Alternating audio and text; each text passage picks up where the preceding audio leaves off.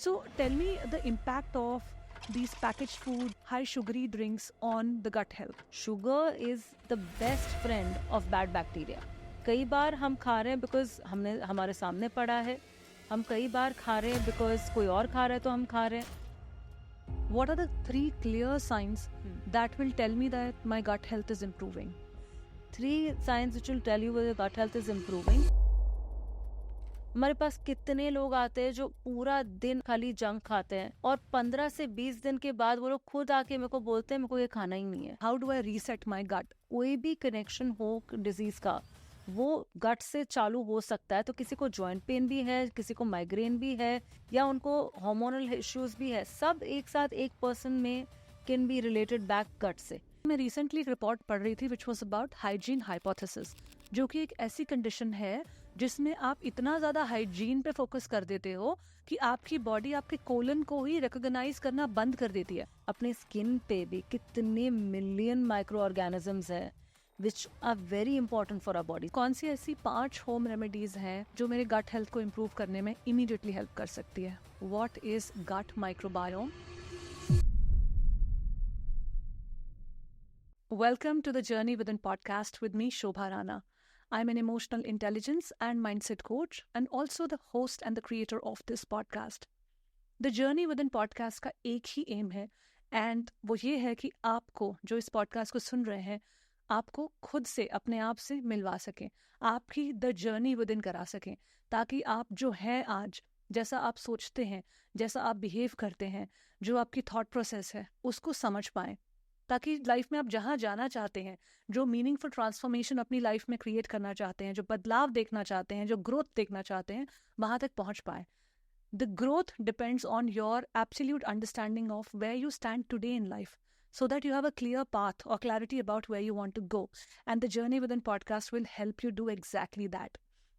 Through conversations that we have with our guest on this podcast, जिनके साथ हम बात करते हैं उनकी लाइफ की जर्नी के बारे में, how they tapped into the self-discovery, how they created breakthroughs and transformation in their life, and how their life lessons can inspire us, enable us to unlock a meaningful, positive shift and transformation in our life.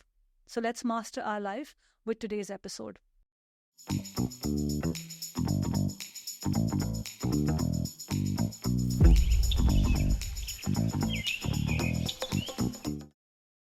आज के इस episode में हम the journey with in करने वाले हैं through the lens of our gut health. हमारा जो गट हेल्थ है, जो डाइजेस्टिव सिस्टम है, जो गट माइक्रोबायोम है, उसका एक बहुत बड़ा इम्पैक्ट है हमारी क्वालिटी ऑफ लाइफ, हमारी इमोशनल वेलबींग और मेंटल हेल्थ पर. गट और माइंड के बीच में जो एक्सेस है, जो कम्युनिकेशन होता है, हमारा जो गट है वो बात करता है दिमाग के साथ और जो माइंड है वो बात करता है गट के साथ. और इस कॉन्वर्जेशन में बहुत सारे सॉल्यूशंस छुपे हैं हमारी emotional health related issues, mental health related issues, physical health related issues के बारे में. और आज हमने कोशिश की है कि ये सब प्रॉब्लम्स को सॉल्व करके आपकी लाइफ में ट्रांसफॉर्मेशन का दरवाज़ा खोला जाए. आज हमने इस एपिसोड में बात की है गट माइक्रोबायोम के बारे में. ये होता कैसे है, बनता कैसे है, कौन से रिस्क फैक्टर्स हैं जो गट माइक्रोबायोम को इम्पैक्ट करते हैं, कैसे हम अपने गट को रीसेट कर सकते हैं. आपने सुना होगा ये टर्म आजकल बहुत पॉपुलर है. तो ये गट रीसेटिंग होता क्या है, फास्टिंग के क्या फ़ायदे हैं, क्या नुकसान है, हमें किस तरह की डाइट लेनी चाहिए और क्या चीज़ें हमें एब्सोल्युटली अवॉइड करनी चाहिए, हमारे गट का हमारी इमोशनल हेल्थ पर क्या इम्पैक्ट है. गट हेल्थ के बारे में, डाइजेशन के बारे में, न्यूट्रिशन के बारे में आपने बहुत सारी वीडियोस ऑनलाइन देखी होंगी, लेकिन वो ऑनलाइन जो हमें इतनी सारी इन्फॉर्मेशन मिलती है वो ट्रांसफॉर्मेशन क्यों नहीं क्रिएट कर रही हमारे लिए. तो ट्रांसफॉर्मेशन का कौन सा ऐसा रास्ता है जो हम नहीं एक्सेस कर पा रहे हैं सिर्फ इन्फॉर्मेशन से. इन्फॉर्मेशन जो है, आपने देखा होगा, ज्ञान जो है वो काफ़ी नहीं है आपकी लाइफ में बदलाव लाने के लिए. हम सभी को पता है सुबह उठने के कितने फ़ायदे हैं, लेकिन क्या हम लोग उठ पाते हैं? सो जो ट्रांसफॉर्मेशन है वो इन्फॉर्मेशन में नहीं है. तो हमने ट्रांसफॉर्मेशन को अनलॉक करने की कोशिश की है ताकि आप कल से ही अपनी लाइफ में कुछ ऐसे स्टेप्स इंप्लीमेंट कर पाएँ जिससे आपका गट माइक्रोबायोम अच्छा हो, आपका गट ब्रेन हेल्थ अच्छा हो और आपकी लाइफ में एक पॉजिटिव बदलाव आ पाए. इस कॉन्वर्जेशन को एंड तक ज़रूर देखिएगा. आज की हमारी गेस्ट हैं जानवी चितालिया, जो कि एक integrative gut microbiome health coach हैं और एक फंक्शनल मेडिसिन न्यूट्रिशनिस्ट हैं.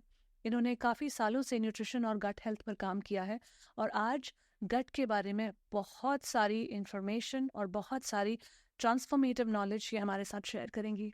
सो let's meet Janvi Chitalia in the journey with in podcast.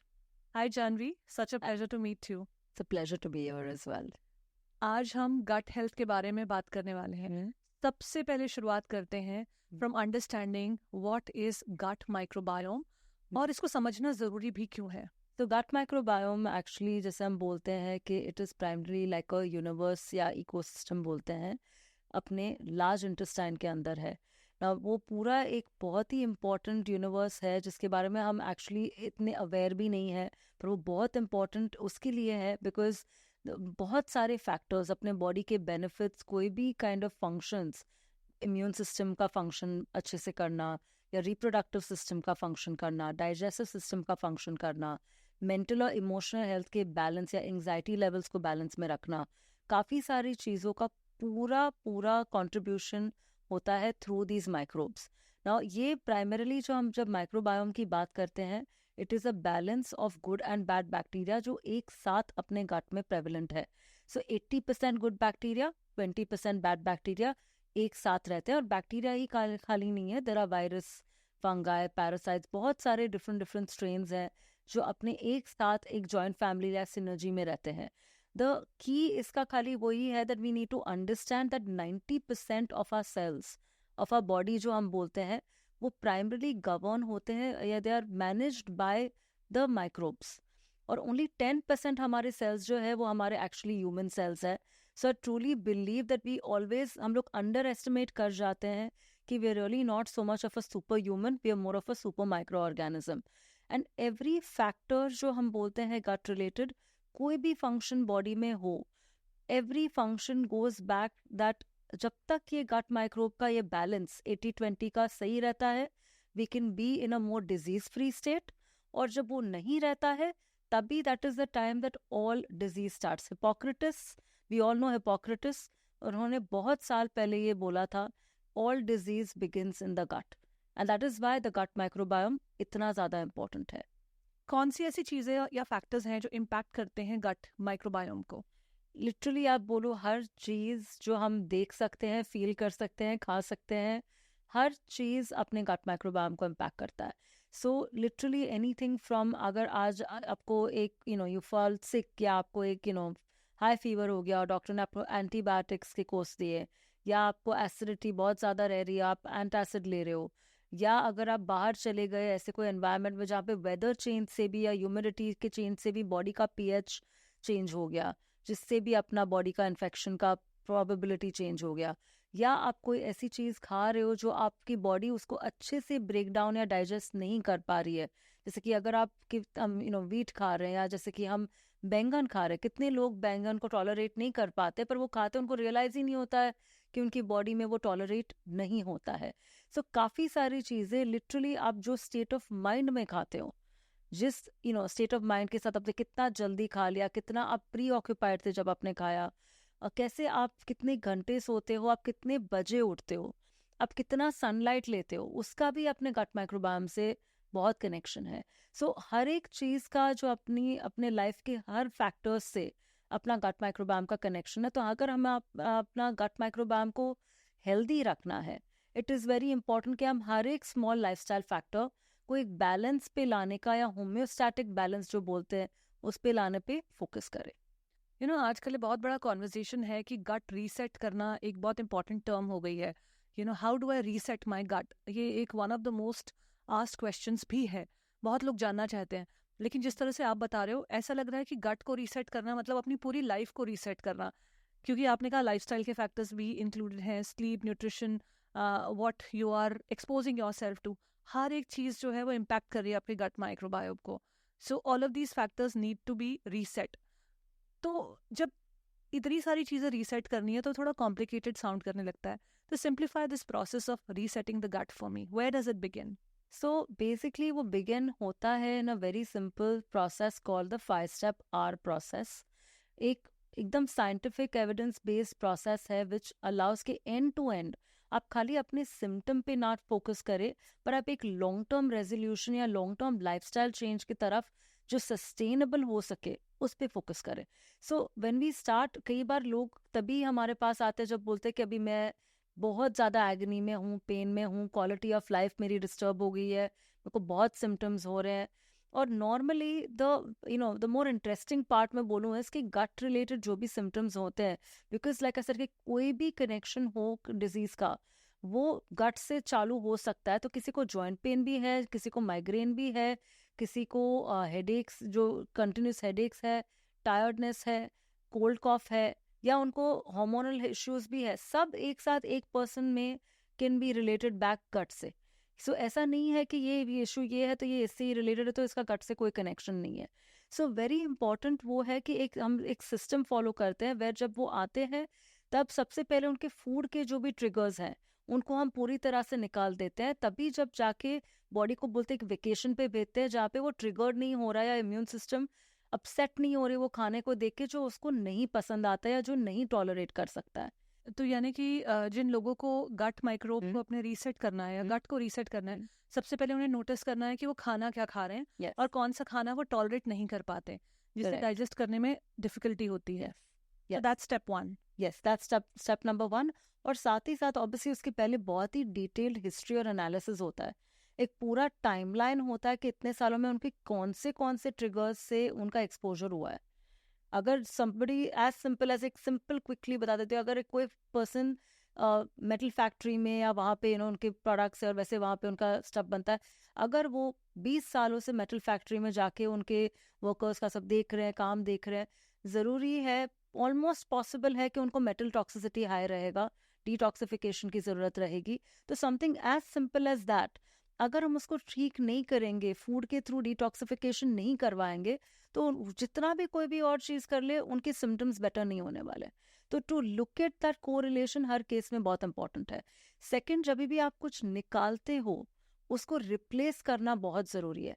Right micronutrients, right macronutrients का मतलब है कि विटामिन्स, मिनरल्स जो अपने हैं वो ऐड ऑन करने, जहाँ पे भी डेफिशिएंसीज हैं वो ऐड ऑन करनी. नॉर्मली मोस्ट लोग के पास मैग्नीशियम और जिंक की डेफिशिएंसी होती है. आज के टाइम में हम मैग्नीशियम जिंक तो चेक ही नहीं करते, तो हमें पता ही नहीं है कि मैग्नीशियम और जिंक का इतना बड़ा रोल है अपने बॉडी में.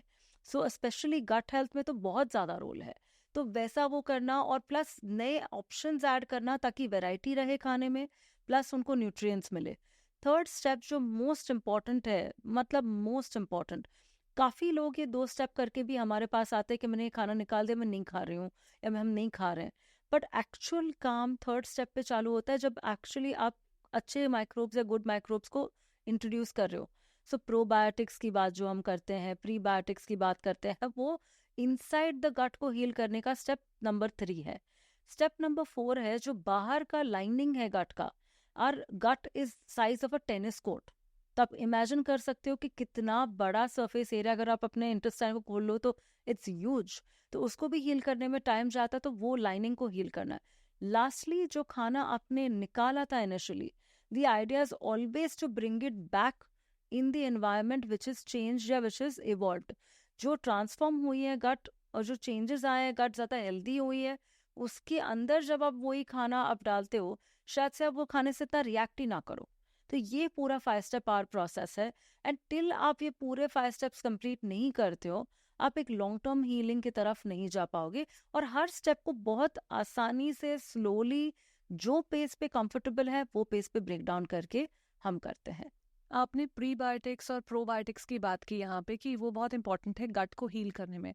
स्टार्ट करते हैं प्रीबायोटिक्स से, होता क्या है, and then will go to probiotics, वो होता क्या है और क्या उसका इंपॉर्टेंस है और कौन कौन से सोर्सेज में मिलता है. पहले प्रोबायोटिक्स की बात करते हैं. जैसे हमारे लिए न्यूट्रिशन इंपॉर्टेंट है, हम नहीं खाना खाएंगे तो हमें न्यूट्रिएंट्स मिलेंगे नहीं.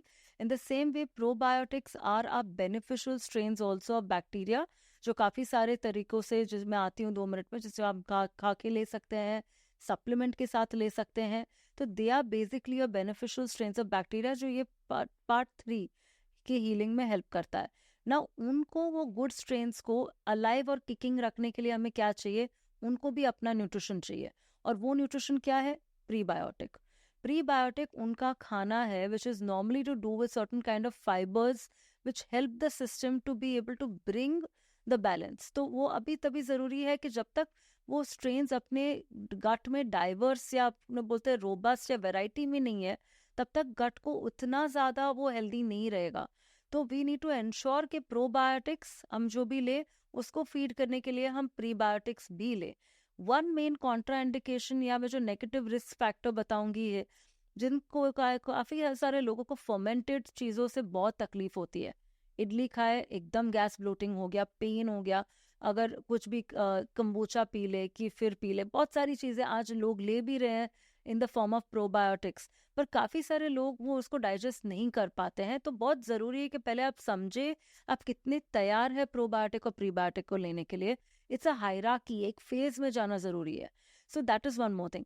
ऑप्शंस के लिए प्रोबायोटिक्स में है डेफिनेटली कर्ड है, बट कर्ड में लिटरली खाली 2 स्ट्रेन है बैक्टीरिया के, वाइल एक कंबूचा में 150 स्ट्रेन्स ऑफ बैक्टीरिया है।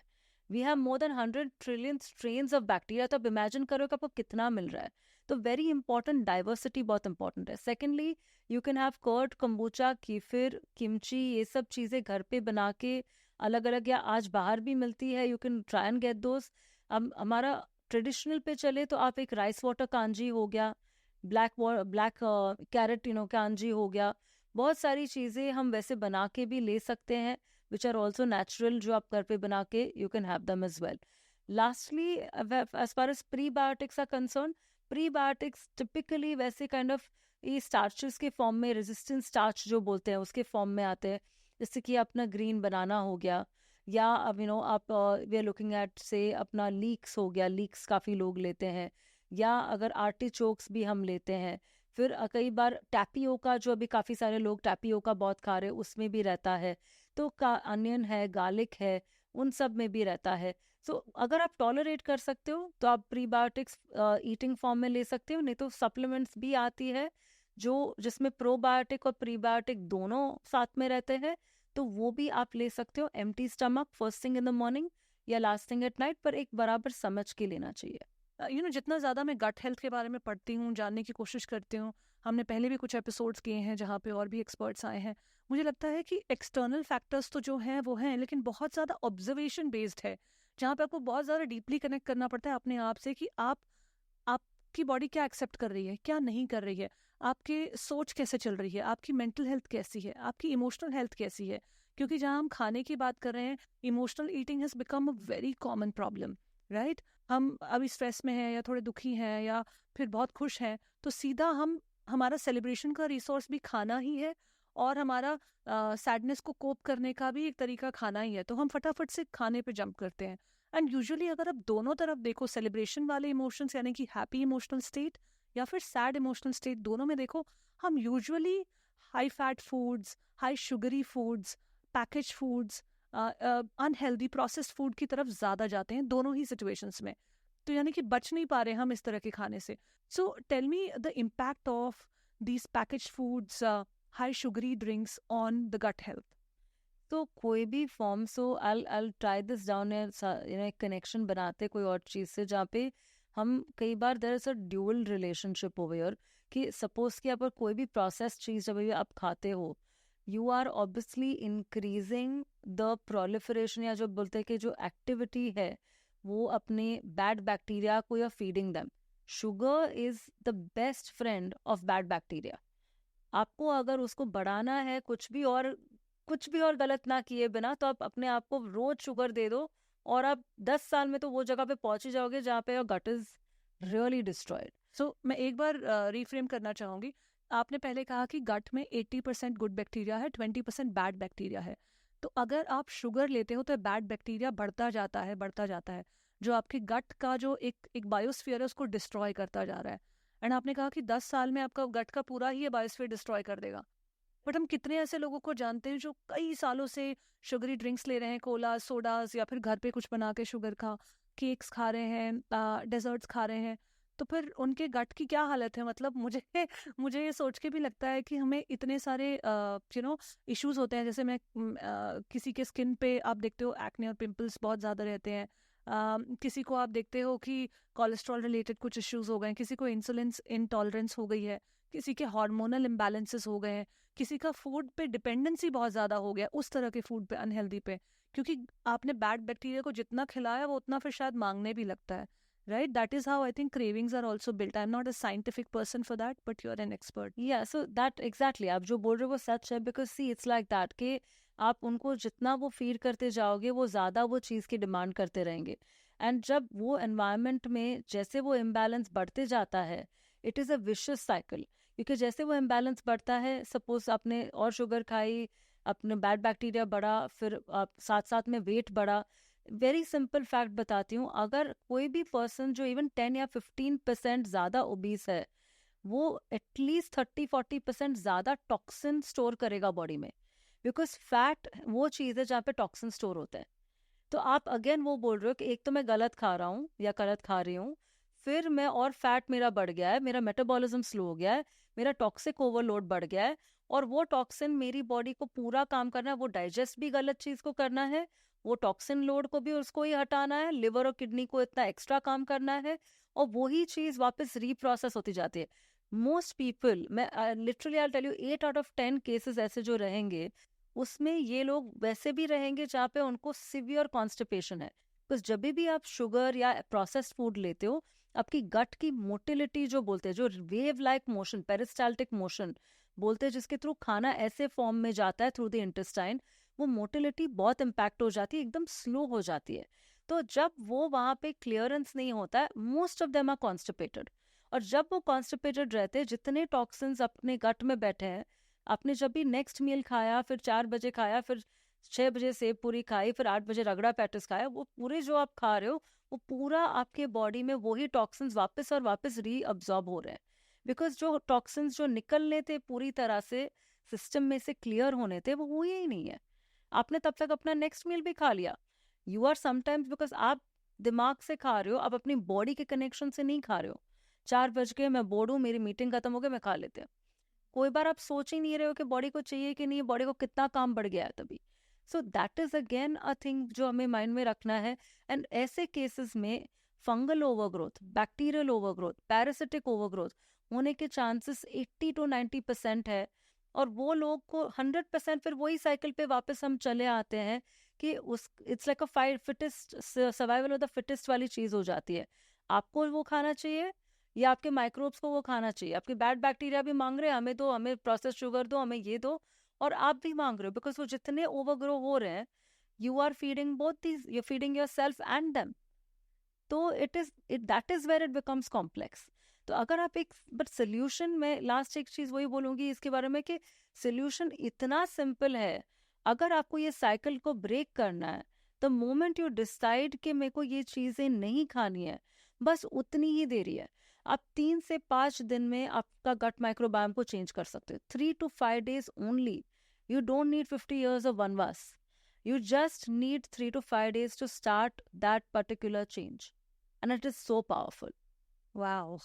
Only 3 to 5 days to reset your gut. To start resetting your gut. Yes. आपने कहा कि जो इस तरह के प्रोसेस्ड फूड हैं, शुगरी फूड्स हैं, high in sugar, high in fats हैं, उनको ना खाने से आप अपने गट को रीसेट करना शुरू कर देते हो. लेकिन आजकल जो कॉमन इशू है ना जानवी, वो ये है कि these things are easier said than done. ये कहना आसान है कि आप ये खाना छोड़ दो, आप इस तरह की चीज, और ये सबको पता है. इन्फॉर्मेशन का क्या है ना, वो इजीली अवेलेबल है at a click of a button. हर कोई व्यक्ति आज की डेट में जो पढ़ा लिखा है वो जानता है कि मेरे लिए इस तरह का खाना, junk food, processed food, package food, pre processed, oily, ये सब चीज़ें मुझे अवॉइड करनी चाहिए क्योंकि ये मेरी हेल्थ को ख़राब कर रही है. लेकिन वही जब ऑफिस में 4 बजे मीटिंग खत्म हो जाती है या फिर एक 4 बजे वाली भूख लगती है, तो आपको जंक या फिर चाय कॉफ़ी जो कि शुगर से ऑलरेडी ओवरलोडेड होते हैं वही याद आता है. 6 बजे जब ऑफिस से निकलने का टाइम आता है, कुछ फ्रेंड से मिलने का टाइम आता है, तो वही याद आता है. घर पे आके भी आप हेल्दी खाना प्रिपरेशन में टाइम लगेगा, उससे पहले फटाफट से जो ऑलरेडी अवेलेबल है या जो ज़्यादातर प्रोसेस्ड होता है वो याद आता है. वीकेंड्स आ जाते हैं, सेलिब्रेशंस होती है, तो सिर्फ प्रोसेस्ड फूड ही याद आता है. आप मॉल जाते हो, घूमने जाते हो, वेकेशन पे जाते हो, तो mostly the food is that. तो फिर इस पूरे इकोसिस्टम में रहते हुए how to make it practical for us, क्योंकि information is not going to lead to transformation. Information सबको पता है बट वो बदलाव नहीं आ पा रहा है. Tell me what will trigger the transformation in people, वो कैसे छोड़े. एक चीज़ जो मैं बहुत लोगों से सुनती हूँ वो ये है कि यार मेरा विल पावर बहुत लो है, मैं कंट्रोल नहीं कर पाती हूँ, मैं खाना देखती हूँ मुझसे कंट्रोल नहीं होता, मेरे को शुगर का एडिक्शन है, मुझसे नहीं कंट्रोल होता है क्योंकि मेरा विल पावर बहुत लो है।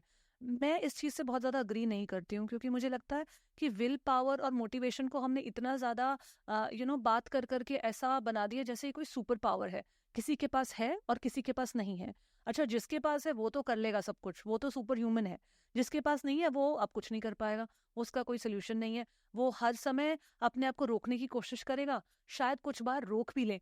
अच्छा, जब वो रोक भी लेते हैं बहुत विल पावर लगा के, जोर जबरदस्ती से, तो फिर बॉडी में इतना स्ट्रेस हो जाता है कि कॉर्टिसोल पैदा होना शुरू हो जाता है। कॉर्टिसोल अगेन आपका फैट स्टोर करने लग जाता है। तो how to break out of this vicious cycle?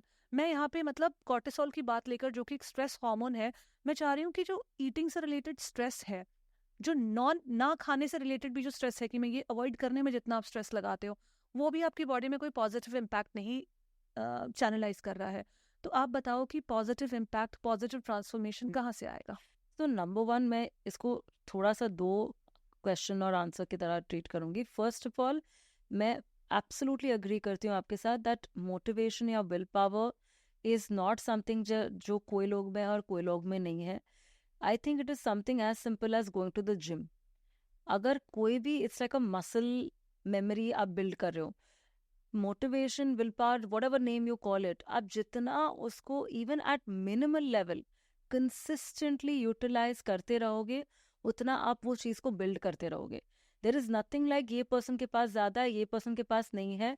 It is just a matter of choice. Now what I really feel, और मैं मेरे क्लाइंट्स को ये बहुत ज्यादा मैं मानती हूँ और मैं बोलती भी हूँ, दैट आप जिस दिन वो चीज को रियलाइज करोगे, and I think the game changer over your इसके आप माइंड को कैसे ये चीज से रिवायर करते हो, इज दैट एवरी मील, जब आप हर एक मील को एक अपॉर्चुनिटी की तरह देखोगे to feed your body nutrition और फीड योर बॉडी पॉइजन, आप क्या चूज कर रहे हो। आप जब रियलाइज करोगे कि आपके हर चॉइस में इतना पावर है कि आप जब इवेंचुअली मे बी से 30 ईयर्स डाउन द लाइन आप अपने आपके पूरे हेल्थ हिस्ट्री को देख रहे हो, आप रियलाइज करो कि आपके कितने महीने, कितने साल you have lessened by making the wrong choice every day at 4 o'clock or 6 o'clock in the canteen. आप वो रियलाइज करोगे तभी you'll realize कि वो एक्चुअली इतना हार्ड नहीं है, अगर आप देखो कि उसका क्यूमुलेटिव इफेक्ट क्या है। आज कितने लोग स्टॉक्स की बात करते, कितने लोग म्यूचुअल फंड्स की बात करते, एवरीथिंग दे से लॉन्ग टर्म इफेक्ट। आप देखो how you see the profits that you make and everything, एक क्यूमुलेट करते जाओ। तो it's the same thing that it's about making a powerful choice. Coming back to that again, so that means the power is always with you. The power is not in the food outside. The power was constantly with you. You have to hold for every minute that you see कि कोई भी आप खाना देखते हो, आप before going into the greed or the temptation, आप 2 minute आप अपने आप को 2 क्वेश्चन पूछे, एंड जो मैं रियली मानती हूँ, very very very simple to do, very easy, very effective.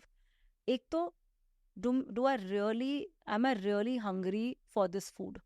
कई बार हम खा रहे हैं बिकॉज हमने हमारे सामने पड़ा है, हम कई बार खा रहे हैं बिकॉज कोई और खा रहा है तो हम खा रहे हैं। तो एक वेरी इंपॉर्टेंट चीज़ है कि आप अपने आप को वो चीज़ पूछे।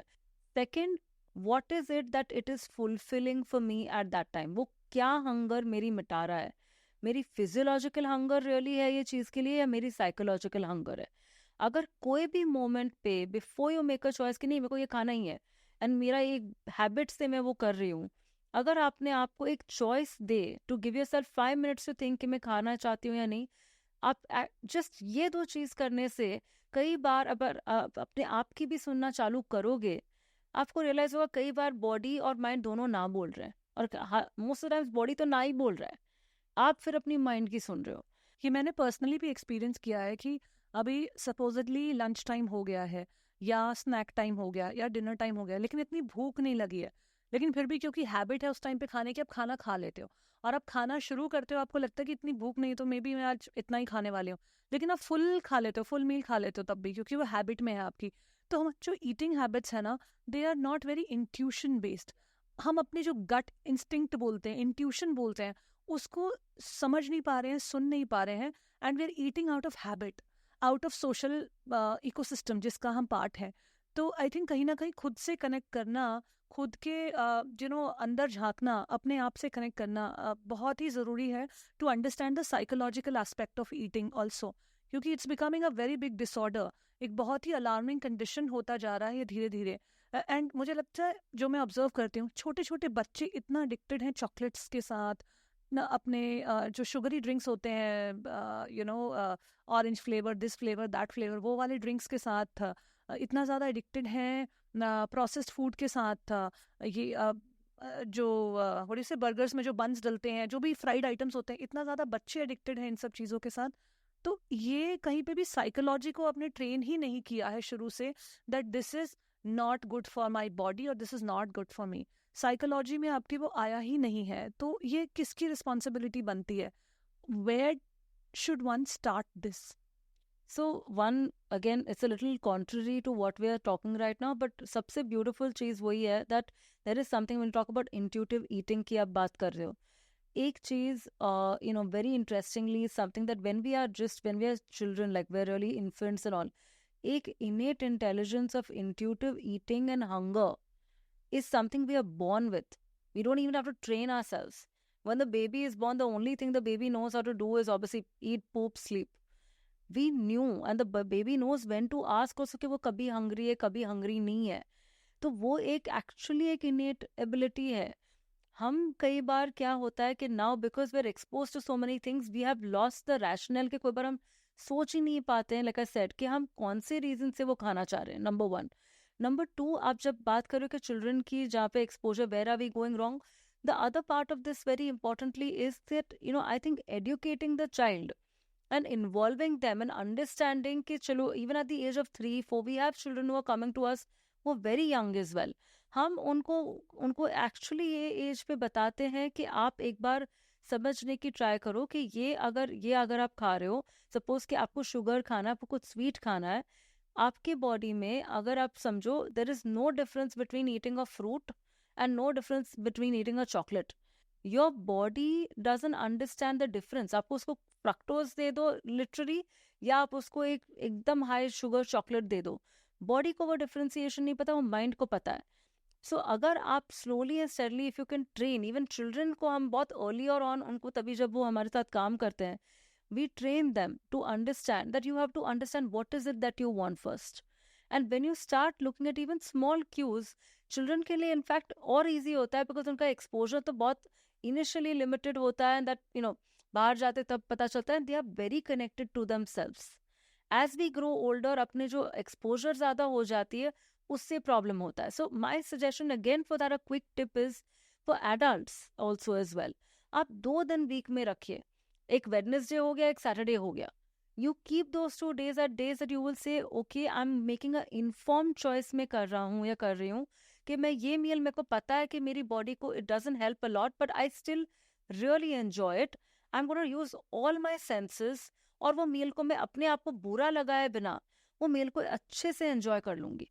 एंड वो मील तभी आप खाओ, but otherwise rest of the times you try to make a choice जहाँ पे आपकी बॉडी के बैलेंस को आप प्रायोरिटाइज कर रहे हो।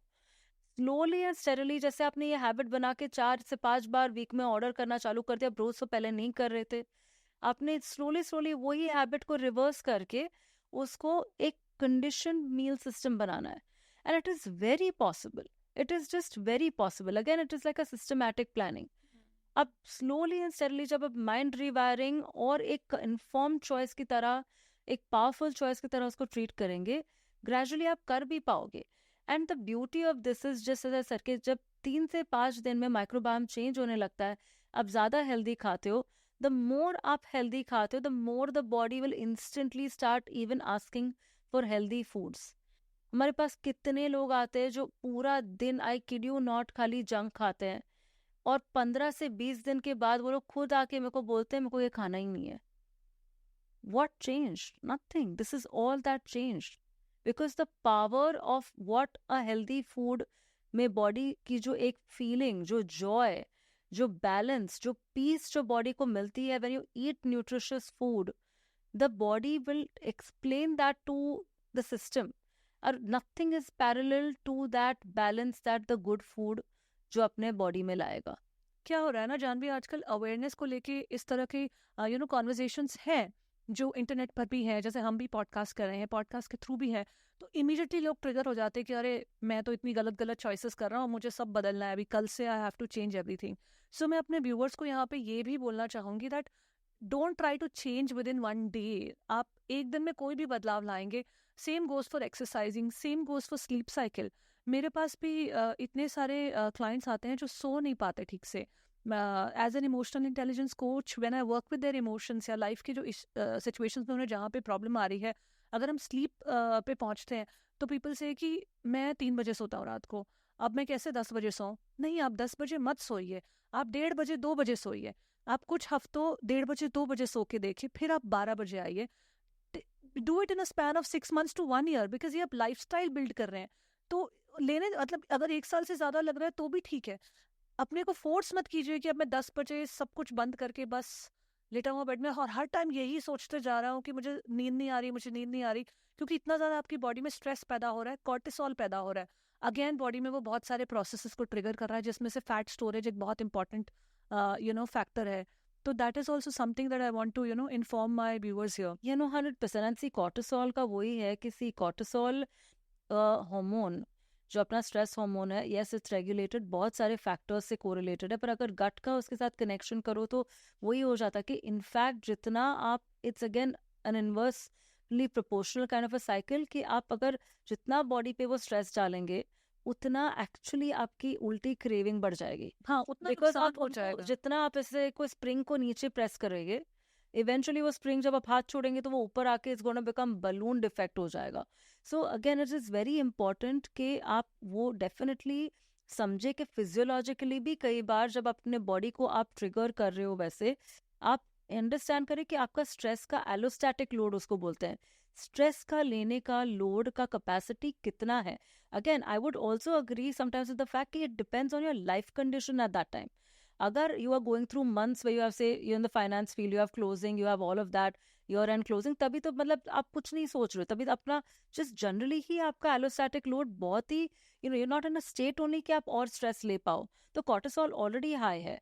But maybe when you are going through a few months where आपका थोड़ा लाइफ ईजी है, मे बी आप मे वेकेशन में हो, आपके चिल्ड्रन के साथ आप थोड़ा ज्यादा तभी आप you have a little bit more flexible routine या फॉरएवर जैसे बोलते हैं, तभी वो मोमेंट पे अगर आप अपने आप को वो स्टेट में डालो जहाँ पे you can challenge your self a little bit more, आप वही चीज को बहुत अच्छे से शायद से कर पाओगे. So really going back to understanding for your own self, अपने लाइक सर इनेट इंटेलिजेंस जो आप बोल रहे हो कि मैं ये कौन से स्टेट पे हूँ और मैं कितना अभी मेरा लोड लेने का कैपेसिटी है, is something you have to do. Also one last thing I add over here is कि सी इट इज कभी भी कोई भी चीज आप चालू करोगे, वो बॉडी के लिए मेंटली कोई चेंज हो या फिजिकली चेंज हो, initially it is going to feel like a stressor. But like they say that as soon as you start doing it every single day, even in 5% capacity, वो gradually it will not remain a stress for the body because वो body उसको एक familiar territory में recognize करना चालू करेगी. अगर मेरी territory not about just avoiding, I would say my pro tip over here would be आप पहले ना avoid पे focus ही ना करो, आप फोकस करो मैं कौन सी 5 चीजें जो मैं हफ्ते में खाऊंगी जिससे मेरी गट हेल्थ बहुत बेटर हो जाएगी. When you do that, आप ऑटोमेटिकली वो बुरी चीजों को क्राउड आउट करेंगे, स्पेशली जब आप हाई स्ट्रेस जोन में है. जब तक आप थोड़े लो स्ट्रेस जोन में आओगे तब तक आपकी बॉडी थोड़ी बेटर ऑलरेडी फील करे, तभी you will be more challenged कि मैं और थोड़ा एक स्टेप आगे लूं. So going with the things to add first always is important because only elimination is not important. If you can't add back value जब आप नहीं ऐड कर सकते बॉडी में, तो वो एलिमिनेशन का कोई फायदा नहीं है. So how do we understand the hormonal imbalances and then take corrective measures by working on our gut health? क्योंकि आप gut health expert हो तो मैं gut के perspective से ये सारा जानना चाहती हूँ. Correct. So see, primarily first we can talk about estrogen. Estrogen is obviously one of the main, जिसे बोलते हैं फीमेल हार्मोन्स है, जो प्रोजेस्टेरॉन और एस्ट्रोजन का बैलेंस बहुत इंपॉर्टेंट है. ना एस्ट्रोजन के केसेस में कई बार क्या होता है कि जैसे अगेन हम जब बात कर रहे हैं कि एस्ट्रोजन डोमिनेंस जब होता है, विच इज़ ज़्यादा एक्सेस एस्ट्रोजन होने के कारण व्हाट हैपेंस इज नॉर्मली उसका अगेन कोरिलेशन है कॉन्स्टिपेशन से. Now one more thing I talk about here because you talking about gut के रिलेशन में, कितने लोग हमें आके बोलते हैं कि मैं तो रोज़ 5 बार मोशन जाता हूँ और मेरे को कॉन्स्टिपेशन नहीं है, या मेरे को खाली एक ही बार जाना पड़ता है या व्हाटएवर, बट इतना साफ नहीं आता पर चल जाता है, पर मेरे को कॉन्स्टिपेशन नहीं है. कॉन्स्टिपेशन का मतलब वो नहीं है कि आप is a absence of stool का मतलब कॉन्स्टिपेशन नहीं है. अब जब जो भी अभी मैंने बताया 4 से 5 बार जाना या अनसेटिस्फैक्टरी बावल जाना इज ऑल्सो कॉन्स्टिपेशन। और कई बार वो itself that one factor constipation itself पूरे हॉर्मोन्स को इतना डिस्टर्ब कर सकते हैं, बिकॉज जो टॉक्सिन से फॉर एग्जाम्पल हमने प्लास्टिक के डब्बे से खाया, उसमें एंडोक्राइन डिस्टरप्टर्स ऑलरेडी है जो प्लास्टिक के डब्बे में से आइडियली नहीं खाना चाहिए। वो अपने खाने के साथ आपने खा लिया, अपने सन में रखा था, गाड़ी में लेके गए, आपने वो डब्बे से खा लिया, that can one eating in a plastic डब्बा for even 3 months every day can have an impact on the thyroid gland. So आप अगर वो चीज़ कर रहे हो पर फिर आप कॉन्स्टिपेटेड भी हो क्योंकि आपको थायराइड का इशू है, तो आप वो टॉक्सिन्स को वापस लाइक आई सेड आपको रीअब्सॉर्ब कर रहे हो बॉडी में। आप बात कर रहे हो कि घर का जो टिफिन है अगर वो भी प्लास्टिक है तो उसमें भी खाना 3 महीने में आपकी हार्मोनल प्रोफाइल को चेंज कर सकता है। लेकिन जो भी खाना बाहर की ऐप से ऑर्डर करते हैं, बाहर से जो खाना मंगवाते हैं, वो तो हमेशा ही प्लास्टिक पैकेजिंग में आता है। तो यानी कि वो खाना जितना हार्मफुल है because of its contents of fat, salt etcetera, लेकिन उसका जो प्लास्टिक के डब्बे में आने से वो और ज़्यादा टॉक्सिक होता जा रहा है और हम वो खाते जा रहे हैं हर हफ्ते। That is also there, plus obviously toxic load तो अब मानो हम अगर कोई कॉस्मेटिक्स यूज करे जो नेचुरल नहीं, बहुत सारे टॉक्सिन लोड्स है। सो व्हेन जब हम ये कंटिन्यूस चालू रहता है, आप अपना जब टॉक्सिक लोड बढ़ाते हो तो लिवर भी बहुत ज़्यादा इम्पैक्ट हो जाती है, बिकॉज कोई भी चीज़ पे जब आप ज़्यादा प्रेशर डालते हो ऑर्गन पे, दूसरा ऑर्गन को समवेयर सब्स्टिट्यूट करना पड़ता है या समवेयर कॉम्पनसेट, सुपर कॉम्पनसेट करना पड़ता है। जब लिवर स्लो हो जाती है, liver itself again can cause issues like sluggish liver जब होता है तो इंसुलिन रेजिस्टेंस हो जाता है। सो आप चालू कर रहे हो एक्चुअली एक प्रॉब्लम कॉन्स्टिपेशन के साथ, कॉन्स्टिपेशन से आपको होते होते हो गया एस्ट्रोजन डोमिनेंस, एस्ट्रोजन डोमिनेंस से साथ होते होते आपको हो गया इंसुलिन रेजिस्टेंस, और लिवर भी आपका खराब हो गया। लिवर भी जब आपका खराब हो गया and then you are taking medication a lot of times, या मेटफॉर्मिन और ये सब भी, अगर आप काफ़ी सारे लोग फिर दवाई पे है, हार्मोनल मेडिकेशन पे है, ओरल कॉन्ट्रासेप्टिव पिल्स पे है, आपने उतना ही करने में अपने अपना almost 60 to 70% of the good gut microbiome को वहां पे ही डिस्ट्रॉय कर लिया। खाना 1 सेकंड के लिए आप छोड़ दो, वो भी छोड़ दो, आप खाली उसकी दवाइयाँ उसको ठीक करने में, इवन थायराइड मेडिकेशन और एल्ट्रॉक्सिन थायरोनम आप लॉन्ग टर्म लोगे, वो itself can disturb your microbiome. तो आप मतलब you are not seeing end of the tunnel तो आ ही नहीं रहा है, बिकॉज आप ray of hope of light तो है ही नहीं, बिकॉज आप जो सर्कल में घूम रहे हो, वन थिंग दूसरे थिंग को फीड करते जा रही है। Again going back to the liver and all of these things, जब नॉर्मली एस्ट्रोजन डोमिनेंस और इंसुलिन रेजिस्टेंस काफ़ी लोग जो नहीं समझते कि इट्स रिलेटेड टू, बोलते नहीं मैं डायबिटिक नहीं हूँ। मेरा ये बहुत सिंसियर 2 रिक्वेस्ट है, specially to for women, because women के जो हार्मोनल इश्यूज के बारे में हम ज़्यादा बात करते हैं। ये 3 test I would say without doubt every year please do it. एक तो आप इंसुलिन रेजिस्टेंस कराओ, भले आपका शुगर हाई नहीं हो, आप fasting insulin, post 2 hours insulin, या अगर GTT प्रोफाइल जहाँ पे अगर आप एक फास्टिंग लेते हो, आप फास्टिंग टेस्ट लेते हो, 75 ग्राम्स ऑफ ग्लूकोज पिलाते हैं आपको, और फिर उसके 1 घंटे बाद और 2 घंटे बाद आप करते हो। अगर आपके वो रिपोर्ट्स अच्छे हैं ना, तो आप मेरे को आके बोल दो हाँ मेरे को कोई प्रॉब्लम नहीं है, फाइन। पर जस्ट बिकॉज आपका फास्टिंग ब्लड शुगर 95 आ रहा है और 90 आ रहा है, डज नॉट मीन कि आप प्री डायबिटिक नहीं हो और आपको ये इश्यूज नहीं हो सकते। सेकेंडली, आपको एक टेस्ट है थायराइड के लिए। मोस्ट पीपल, आप मानोगे नहीं, विमेन में या even in men as a matter of fact, आपका थायराइड लेवल्स 4.55 के ऊपर जाना जरूरी नहीं है। आपका you could have sub clinical hypothyroidism और हाइपरथायरॉयडिज्म, उसके लिए आपको ये टेस्ट करानी चाहिए, anti TPO antibody and anti TG antibody. मेरा सिंसियर रिक्वेस्ट है कि ये 2-3 test everybody should do it, because हम लोग वो अपने रेगुलर प्रोफाइल में ऐड ही नहीं कराते हैं। You could have auto immune thyroid while अपना नॉर्मल थायराइड एकदम रेगुलेटेड, आप कोई मेडिकेशन पे भी नहीं हो, पर वो प्रॉब्लम हो सकता है। और एक चीज कई बार लोग करते हैं कि चलो हम खाली TSH करा लेते हैं, पर वो भी नहीं कराना चाहिए। T4 और T3 सबसे ज्यादा इंपॉर्टेंट है। T3 आपका एक्टिव फॉर्म ऑफ थायराइड है। अगेन आपको अगर जब कॉन्स्टिपेशन है, आपका T3 अच्छे से काम ही नहीं करेगा, तो अगेन दैट विल कॉज कि उससे आपको और तकलीफ हो जाएगी, उससे आपको सिम्टम्स हो जाएंगे।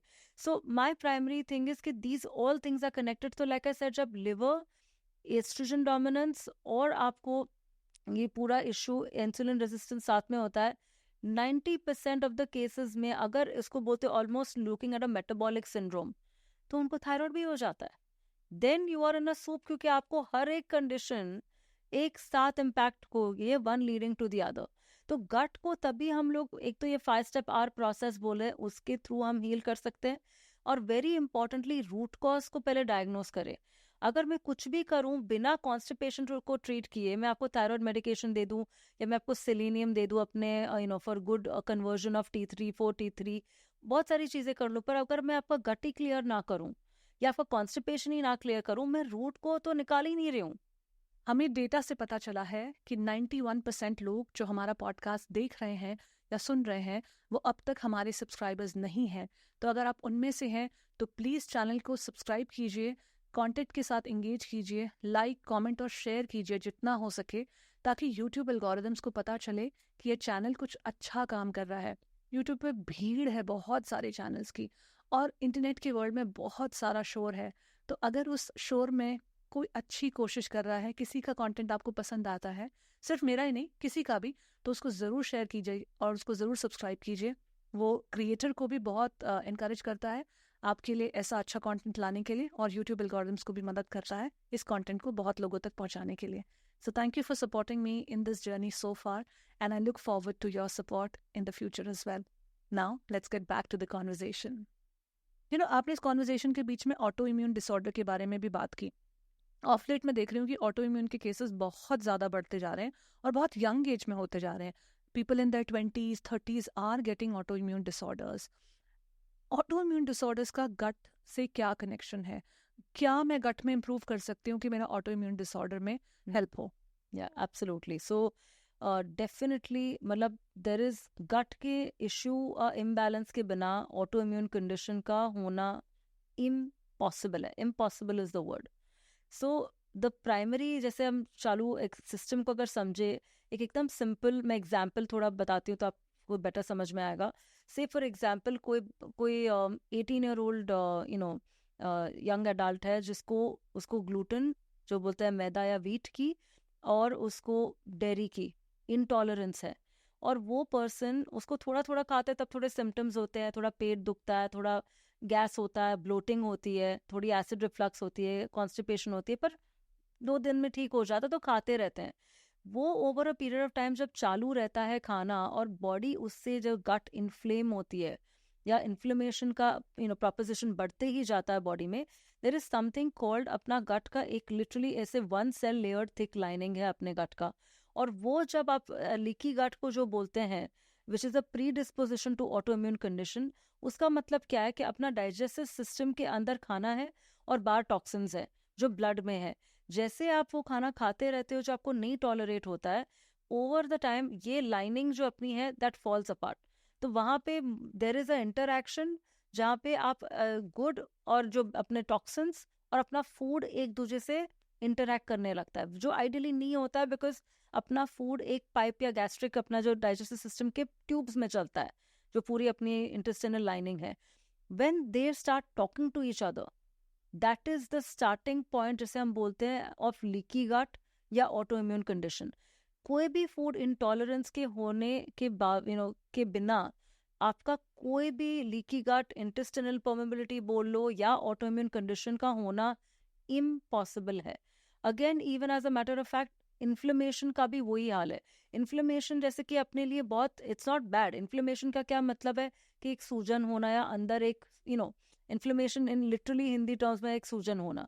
But what is that meaning is that अगर इन्फ्लेमेशन कोई लेवल तक बॉडी के लिए बहुत ही अच्छा है, because inflammation is protecting the body.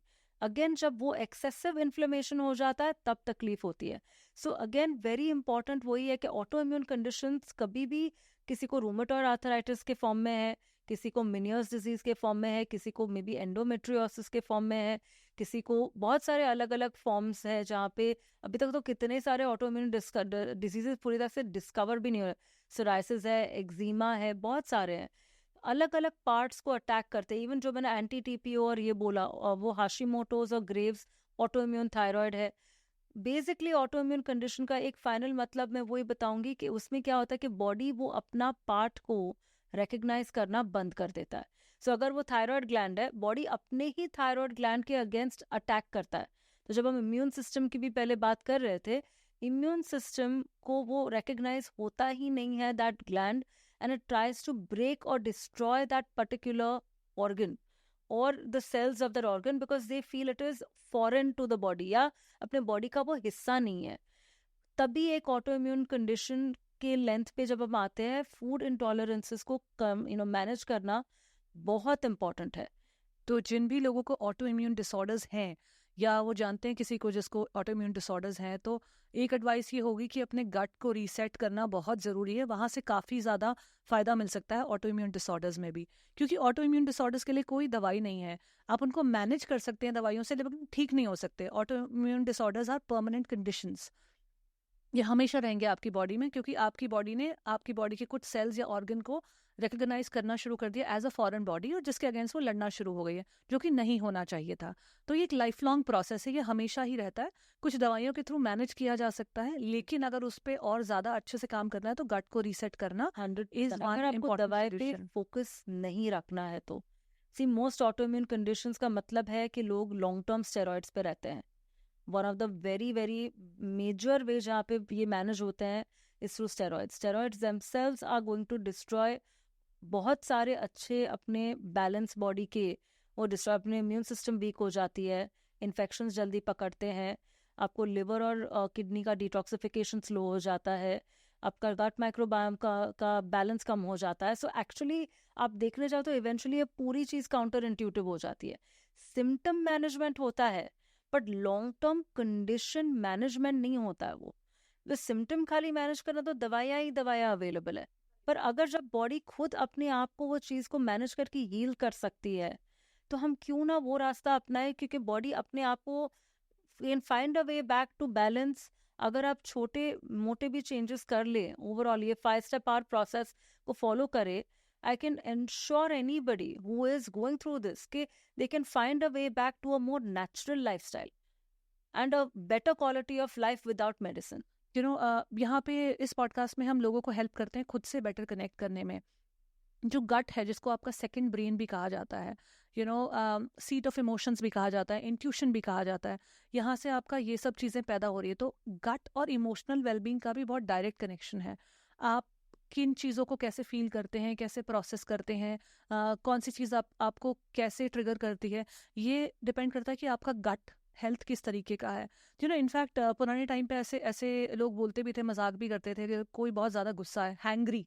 अगर कोई हैंग्री इज़ द टर्म कि कोई बहुत ज़्यादा गुस्सा है तो शायद उसको भूख लगी होगी, खाना खा लो. गट से डायरेक्ट कनेक्ट हो जाता है एक इमोशन आपका. बोलते हैं अगर कोई बहुत इरिटेबल है, चिड़चिड़ा है, तो उसको कुछ अच्छी उसकी मनपसंद की चीज़ दे दो तो शायद मूड ठीक हो जाएगा. दैट इज़ वाई हम लोग डिप्रेसिव कंडीशंस में या डीप सैडनेस में फूड पे बैंक करते हैं, है ना. तो बहुत ज़्यादा कनेक्शन है गट का हमारी इमोशनल वेलबींग से भी. So to reset our emotional wellbeing हमें अपने गट की तरफ भी थोड़ा ध्यान देना चाहिए. So tell me any 3 clear signs that tells me that my gut health is declining. So primarily one will be जो food intolerances के cases में होता है, जब अब जो 15-20 साल से जो खाना खा रहे सडनली आप वो खाते हो और आपको लगता है वो डाइजेस्ट ही नहीं हो रहा है. Very very prominent sign is, अगर आप 2 बजे कुछ खाते हो till 6 o'clock if you feel कि वो फूड हिला ही नहीं है स्टमक में से, और वो प्यूट्रीफाई हो रहा है, वो फर्मेंट हो रहा है, हेवीनेस दे रहा है, that is one sine that आपको ईदर वो फूड का इंटॉलरेंस है या आपका डाइजेस्टिव पावर, एंजाइम्स कम हो गए हैं बॉडी में. Second, there could be a chance way आपको ये एसिड रिफ्लक्स जो बोलते हैं, acid reflux is nothing but actually low stomach acid. Low stomach acid का मतलब है, हमारे फंक्शनल मेडिसिन के टाइमलाइन में हम मानते हैं कि हाइपर एसिडिटी है ही नहीं. हाइपर एसिडिटी खाली सिम्टम है. तो अगर आपको जलन हो रही है, अगर आपको कंस्ट्रिक्शन ऑफ चेस्ट हो रहा है, आपको लग रहा है टाइटनेस है इधर, गैस भर गया है इधर, पर वो एक्चुअली है बिकॉज आपका लाइक आई सेड कि डाइजेस्ट नहीं हो रहा है, प्लस आपका एसिड स्टमक में लो हो गया है. तो आप उसको ब्रेक डाउन नहीं करो. जैसे आप कोई भी खाना जाता है तो वो प्यूरी की तरह इंटेस्टाइन में, वो प्यूरी के फॉर्म में जाना चाहिए. अगर वो प्यूरी के फॉर्म में कट होके अच्छे से नहीं जाता है इंटेस्टाइन में, तो वो फूड आपका अच्छे से अब्जॉर्ब होने ही नहीं वाला है. सो अगेन, जब अगर एसिड रिफ्लक्स होता है उसका मतलब है कि may be stomach acid is also low और हाई नहीं है, लो है इनफैक्ट। और थर्ड एक ऐसा रहेगा विच आई वुड डेफिनेटली से इज इनकम्प्लीट और मल्टीपल इवैक्यूएशंस। अगर वो चीज़ आपको नॉर्मल लगती है कि मैं तो ऐसा ही चल रहा है या मेरा खाली एक कोई भी चूरन से ही चलता है, मेरे उसके सिवाय तो मैं मैनेज ही नहीं कर सकती, कि बॉडी का पूरा डिपेंडेंसी वो चीज़ पे है जहाँ पे आप उसके बिना एक भी दिन बॉडी का कोई डाइजेस्टिव मोटिलिटी का फैक्टर बराबर काम ही नहीं कर रहा है। So these 2-3 simple signs are there. Apart from that, जैसे मैंने बोला, बहुत सारे अलग अलग साइंस है। एनीथिंग फ्रॉम वाटर रिटेंशन जो मेजर हो, जॉइंट पेन हो, कॉन्स्टेंट हेडेक्स हो, फ्रीक्वेंटली फॉलिंग सिक, हर वेदर चेंज में आपको 4 दिन छुट्टी लेनी पड़े, या आपको एकदम सिवियर स्टमक अब्डोमिनल पेन कोई भी एक साइड हो खाने के बाद या खाने के बीच में, या व्हेनेवर वो ऐसा कुछ हो, या आपको ऐसे भी हो कि आपको बहुत सारा acne, rashes, red rashes, boils, कुछ भी करो वजाइने, immense amount of hair fall which is unexplainable हो, ऑल दीज चीज़ों का भी पूरा कनेक्शन है विथ योर गट। अगर कोई भी चीज़ ऐसी हो तो it could again be related back to any of this imbalance. So ये तो साइंस हो गए कि गट हेल्थ डिक्लाइन हो रही है उसके। What are the 3 clear signs that will tell me that my gut health is improving? 3 signs which will tell you whether your gut health is improving. First of all, तो सबसे like I said कि आप अगर एकदम अच्छे से अगर एक एलिमिनेशन प्लान को आप पूरी तरह से फॉलो कर सको, where you're fully following everything which is on the elimination plan, specifically जो भी आपके फूड्स जो आपको नहीं टॉलरेट हो रहे, आप नहीं खा रहे हो, आपको बॉडी को ट्रिगर नहीं कर रहे हो, the first sign will be आपके जो प्राइमरी सिम्टम्स हैं that will start reducing at least by 50 or 60%. So maybe somebody who's come to me with the issue of saying कि upper stomach एकदम bloat हो जाता है खा के, which is very common in cases जिनको SIBO है, small intestinal bacteria overgrowth, बहुत सारे ऐसे केसेस देखते हैं। तो उसके केस में कई बार इंस्टेंटली उनको 10 के 15 दिन के अंदर दे में स्टार्ट फीलिंग कि उनकी जो ब्लोटिंग हो रही थी खाने के बाद वो बंद हो गई है या बहुत कम हो गई है।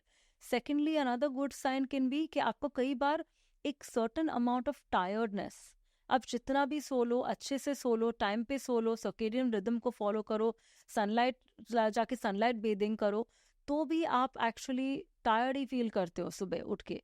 That is another sign. अगर जब वो इम्प्रूव हो जाता है, आपको पता है कि आपको mitochondrial energy, cellular energy better हो रहा है बिकॉज गट को बेटर न्यूट्रिशन मिल रहा है।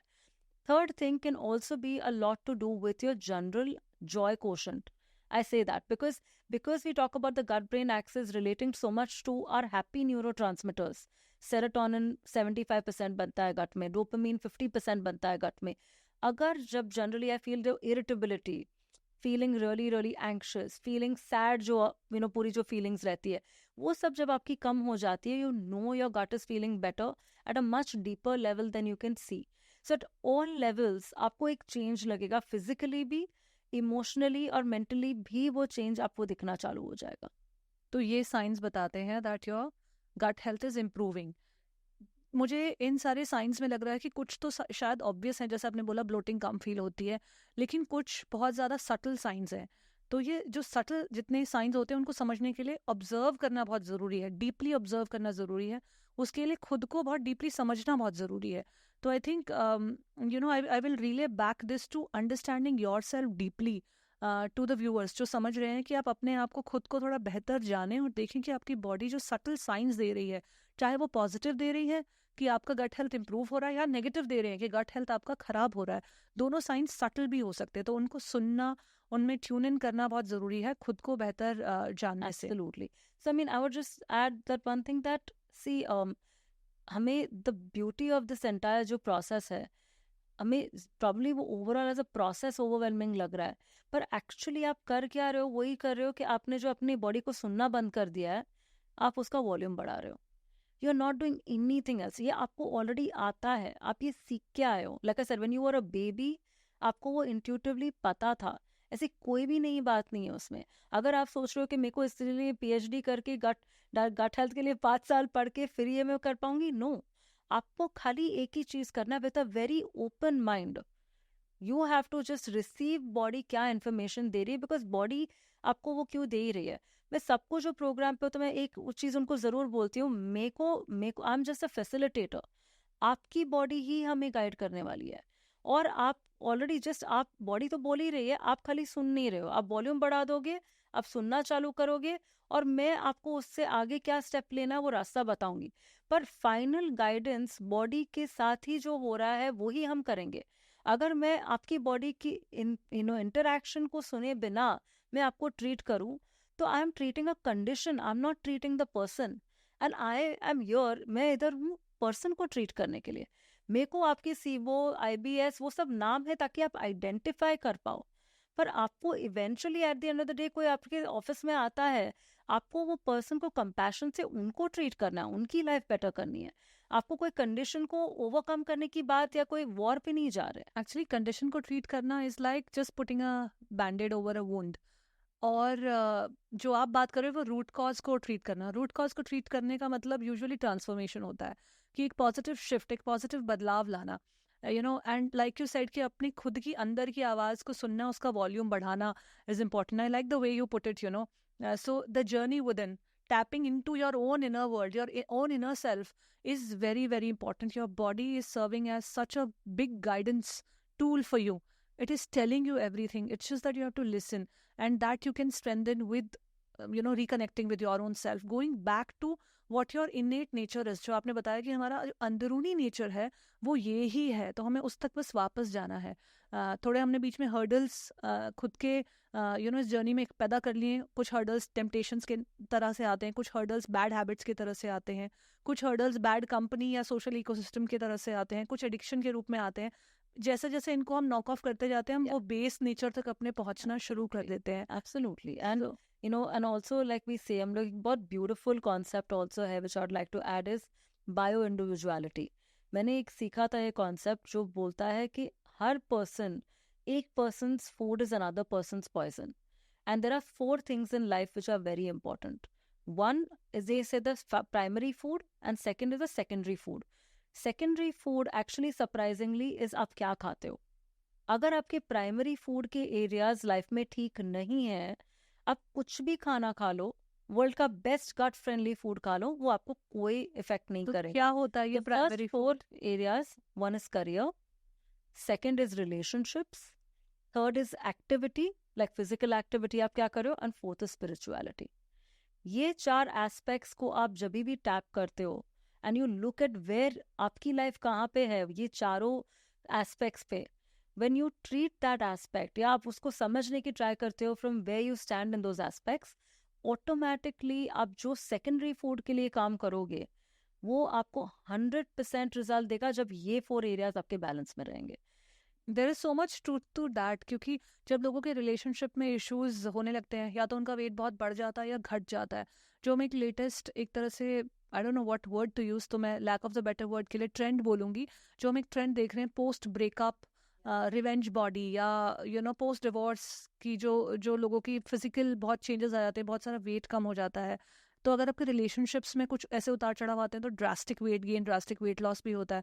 अगर आपके करियर में कुछ बहुत ज़्यादा स्ट्रेस चल रहे हैं, again your gut gets disturb. तो जो आप चीज़ें बोल रहे हो, there is a lot of truth to it. आपकी क्रेविंग्स भी डिपेंड करती है कि आपका दिन कैसा जा रहा है, आप खुद से कितना कनेक्टेड हो। लाइक अगर आप खुद से कनेक्टेड ही नहीं हो तो आप डेफिनेटली माइंडलेस ईटिंग करोगे।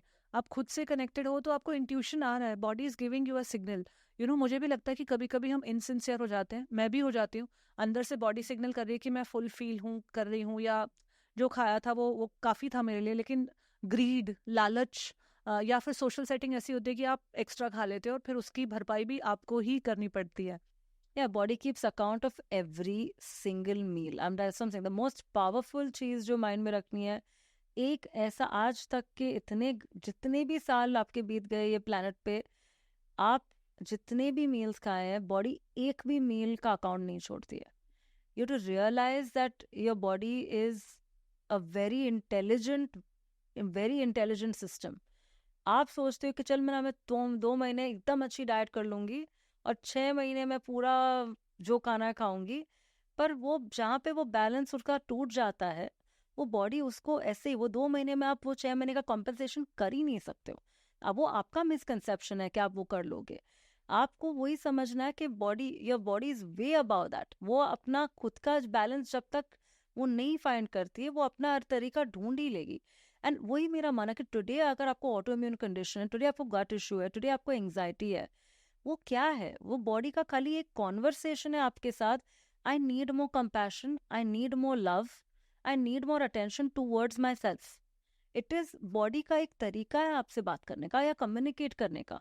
दे are not, they are conditions, yes, they are issues, yes, but where did they come from?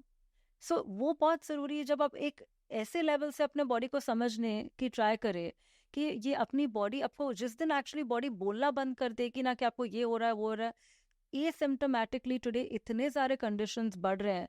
Why people are saying, so many people are having so many fatal incidences, वहाँ पे overall क्यों हो रहा है? Because people are not listening only to themselves. तो वो बहुत जरूरी है कि बॉडी जब तक आपके साथ कम्युनिकेट कर रही है, डोंट फील बैड कि वो मेरे को डायबिटीज आ गया, मेरे को हाइपरटेंशन आ गया.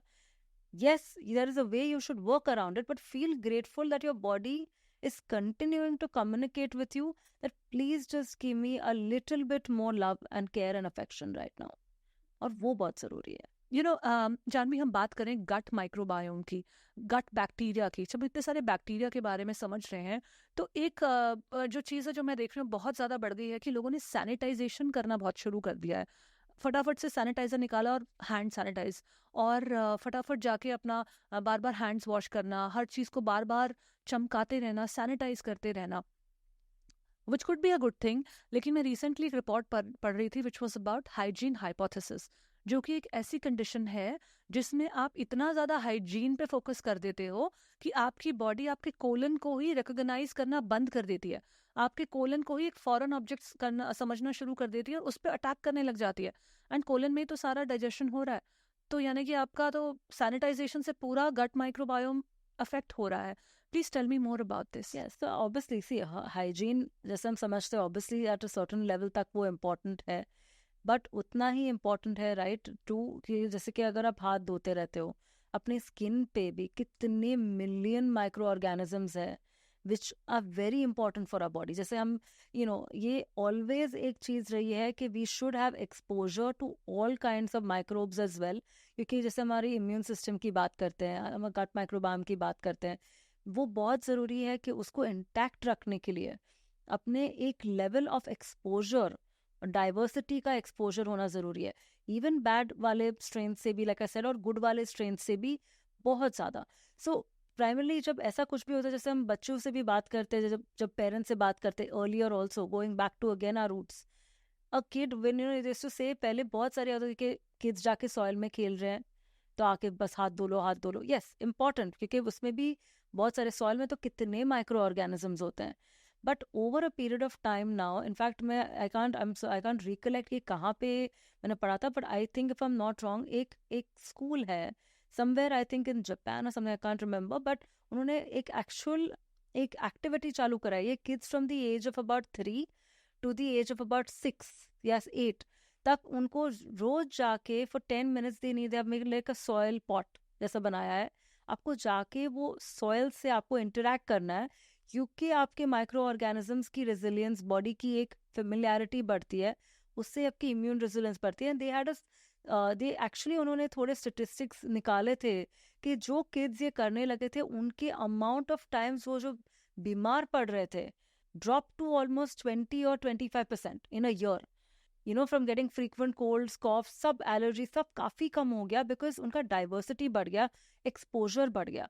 So the same way I would suggest that it's very important what you're saying is true कि over कोई भी चीज़ करने से if it's going to kill the balance, तो वो चीज़ आपको definitely rather than आपको benefit करने से अब वो ज़्यादा harm ही करने वाली है. Sanitizing enough to ensure hygiene is there is good, but the bad microbes को, like I said, don't make the bad guys look so bad. See, I think हम लोग क्या है, कुछ भी जो चीज़ को इधर एकदम ज़्यादा एक्सट्रीम या सेंसेशनलाइज कर देते हैं. एनीथिंग इन द बॉडी, कोई भी बॉडी का प्रिंसिपल मॉडरेशन के सिवाय कोई भी प्रिंसिपल पे बॉडी चलती ही नहीं है. कुछ भी मान लो, खाने भी मॉडरेशन में, जो आप बाहर खाना भी मॉडरेशन में, प्रोबायोटिक्स भी मॉडरेशन में, फाइबर भी मॉडरेशन में, स्लीप आल्सो मॉडरेशन में, स्लीप भी मॉडरेशन में, एक्सरसाइज बॉडी आल्सो मॉडरेशन में का सिस्टम ही नहीं समझता है. तो कोई भी चीज आप वो करोगे, it is going to fire back. So वो बहुत ज़रूरी है कि हर चीज़ में अगर आप मॉडरेट हो तो इस चीज़ में क्यों नहीं. So that is very very important. मैंने ये बात इसलिए भी की क्योंकि ये बहुत सारे लोगों को ओसीडी है सैनिटाइज करते रहने का, उसकी वजह से वो कितना ज़्यादा अपना गट माइक्रोब पे इम्पैक्ट आ रहा है. अगर ये अवेयरनेस जाएगी तो शायद they will start to work around their OCD. क्योंकि गट माइक्रोब जैसा आपने कहा कि सारे एनवायरमेंटल फैक्टर्स से भी बन रहा है. कॉमन अंडरस्टैंडिंग क्या है कि गट माइक्रोब है तो गट के अंदर है माइक्रो ऑर्गेनिजम्स, तो मैं जो खाऊंगी बस उसी का इम्पैक्ट है. लेकिन ये समझना कि आपके सोचने का, फीलिंग्स का, इमोशनल स्टेट का, करियर, रिलेशनशिप, आसपास कौन से एनवायरनमेंट से इंटरेक्ट कर रहे हैं, आपके सैनिटाइजेशन के क्या हैबिट्स हैं, ये सब चीज़ों का इम्पैक्ट है आपके गट माइक्रोबायोम पर. बहुत ज़्यादा. Also one thing to add on is अगर कोई लोगों को एक्चुअली ओसीडी का प्रॉब्लम बहुत ज़्यादा है, then they can actually use neem leaves, जो हमने बोला नीम लीव्स को, और थोड़ा कोकोनट ऑयल है उसके एक्चुअल नेचुरल वाले आप एस्पेक्ट्स में उसका मे बी सैनिटाइजर टाइप बना सकते हो which are home based, and you can use that instead of going on using the alcohol based sanitisers.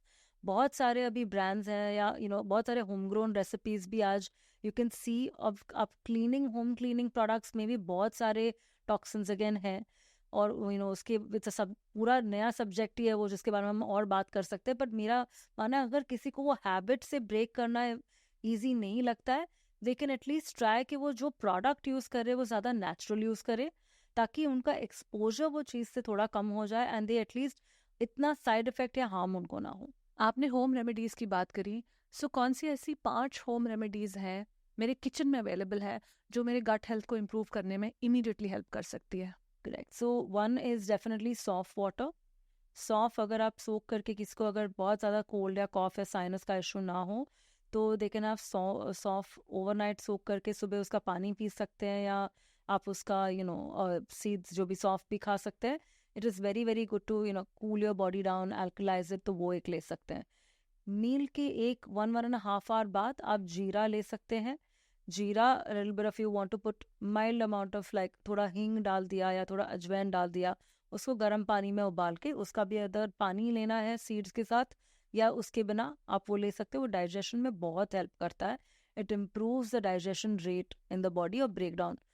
फिर दूसरा आप ले सकते हो इस चिया सीड. चिया सीड भी बहुत हद तक, एक तो उसमें ओमेगा 3 है नेचुरली, प्लस वो अपना एक सोल्यूबल फाइबर, जो काफ़ी लोग जो मोशंस के लिए, अगर हम इतनी सारी बातें की हैं, चिया सीड काफ़ी हद तक सोल्यूबल फाइबर की तरह यूज़ होता है. तो 1 चम्मच और 1 table spoon of chia seed, उसको 1 घंटा सोख करके वो आप ले सकते हो. अगर पॉरेज के फॉर्म में ले लिया या कैसे भी आपको ऐसे पानी में डाल के पी लिया, that is very helpful. Fourth thing आप ले सकते हो definitely, like I said, is ginger. Ginger is amazing. जैसे मैंने आपको जिंक कार्नोसिन की अर्ली बात की, वैसे ही वो जिंजर, अगर आपको बहुत ज़्यादा रिफ्लक्स का इशू ना हो, बर्निंग का, आप एक्चुअली जिंजर श्रेड करके अगर 30 मिनट्स पहले मील के पहले लेंगे तो वो आपका स्टमक एसिड बढ़ा देगा. और स्टमक एसिड जब बढ़ा हुआ स्लाइटली रहेगा तभी तो आप जो खाओगे वो अच्छे से डाइजेस्ट होगा. So and it's anti nauseatic, anti bloating, तो वो भी है. And fifth thing that you can definitely try and have regularly otherwise as well, ये सब चीज़ों के साथ, इज आप ये ले सकते हो जो मैंने हल्दी पानी का बोला. हल्दी का एक मेन वो है कि आप हल्दी जब भी लेते हो उसको थोड़ा पेपर या फैट, जैसे कि घी या जैसे मैंने बोला coconut oil virgin cold pressed में लेना ज़रूरी है, बिकॉज कर्क्यूमिन उसके अंदर जो एक्टिव इंग्रेडिएंट है, वो हल्दी का वो जो एक्टिव इंग्रेडिएंट वो फैट के बिना अब्जॉर्ब नहीं होता बॉडी में. तब खाली कितने लोग हल्दी पानी पीते हैं, पर उसका फ़ायदा नहीं है if you don't use the fat. अपने ग्रैंड पेरेंट्स हल्दी का दूध पीते थे. What is the logic behind that? It was because वो दूध का जो फैट बफेलो मिल्क पीते थे, उसका फैट में वो हल्दी बेटर अब्जॉर्ब होता था. So there is a science to it. Pepper, because there is something called thymoquinone, जो उसके लिए बहुत इंपॉर्टेंट है, जिससे आप उससे भी आप कर्क्यूमिन जो है उसको अब्जॉर्ब कर सकते हैं बॉडी में, जो एक्टिव इंग्रेडिएंट है हल्दी का. So these are you can have. और वो हल्दी पानी आप कभी भी दिन में पी सकते हो, एनी टाइम इवनिंग में, जब भी आपको चाय नहीं पीनी है, may be you can have a hot beverage, तभी आप ये हल्दी पानी पी सकते आई थिंक जीरा पानी, अजवाइन पानी, हल्दी पानी, सॉफ्ट वाटर, ये सारे बड़े अच्छे रिप्लेसमेंट है टीज, कॉफीज और ग्रीन टी के लिए भी. यस. क्योंकि over consumption of green tea is also not good Yeah. For you, उसमें भी कैफीन होता ही है. Yeah. तो क्योंकि आजकल एक बहुत बड़ा ट्रेंड बन गया है कि मैंने चाय कॉफी छोड़ दी, अब सिर्फ ग्रीन टी पीती हूँ, लेकिन वो ग्रीन टी कितने दिन में 4 कप्स, तो इवेंचुअली तो आपका Yeah. कैफीन तो कट ही नहीं हुआ ना आपकी लाइफ से, जिसके लिए आपने टी कॉफी छोड़ा देर था। आर अभी मिल रहे हैं ब्रांड्स जहाँ पे you genuinely get good, first of all good quality green tea is very important. Decaffeinated तक भी काफ़ी ब्रांड्स ने अभी चालू किया, तो you can start with that, but otherwise also green tea का फ़ायदा वही है कि it's very rich on antioxidants and it also has something called the BDNF factor, brain derived neurotrophic factor. वो बहुत ही यूजफुल है बॉडी के लिए। सो अगर 1 or 2 कप्स अगेन मॉडरेशन में अगर आप लोगे तो बहुत बेनिफिशियल है अगर आप टॉलरेट करते हो। लॉट ऑफ क्लाइंट्स जो मैं जिससे बात करती हूँ जिनको एसिडिटी का प्रॉब्लम है, वो ग्रीन टी भी नहीं पी पाते बिकॉज बॉडी के लिए एसिडिक हो जाती है। तो मेरा उसके लिए सजेशन रहेगा ग्रीन टी लो तो आप कुछ भी खाने के साथ लो, don't have an empty stomach. Artificial sweetness या 0 कैलोरी शुगर या स्वीटनेस का क्या इम्पैक्ट है गट लाइनिंग पर? सो डेफिनेटली इट इज़ एक मतलब एक पूरा ये नया ही सिस्टम बन गया है जहाँ पे लोग obviously they moved over from sugar, काफ़ी सारे लोग आर्टिफिशियल स्वीटनर्स पे है।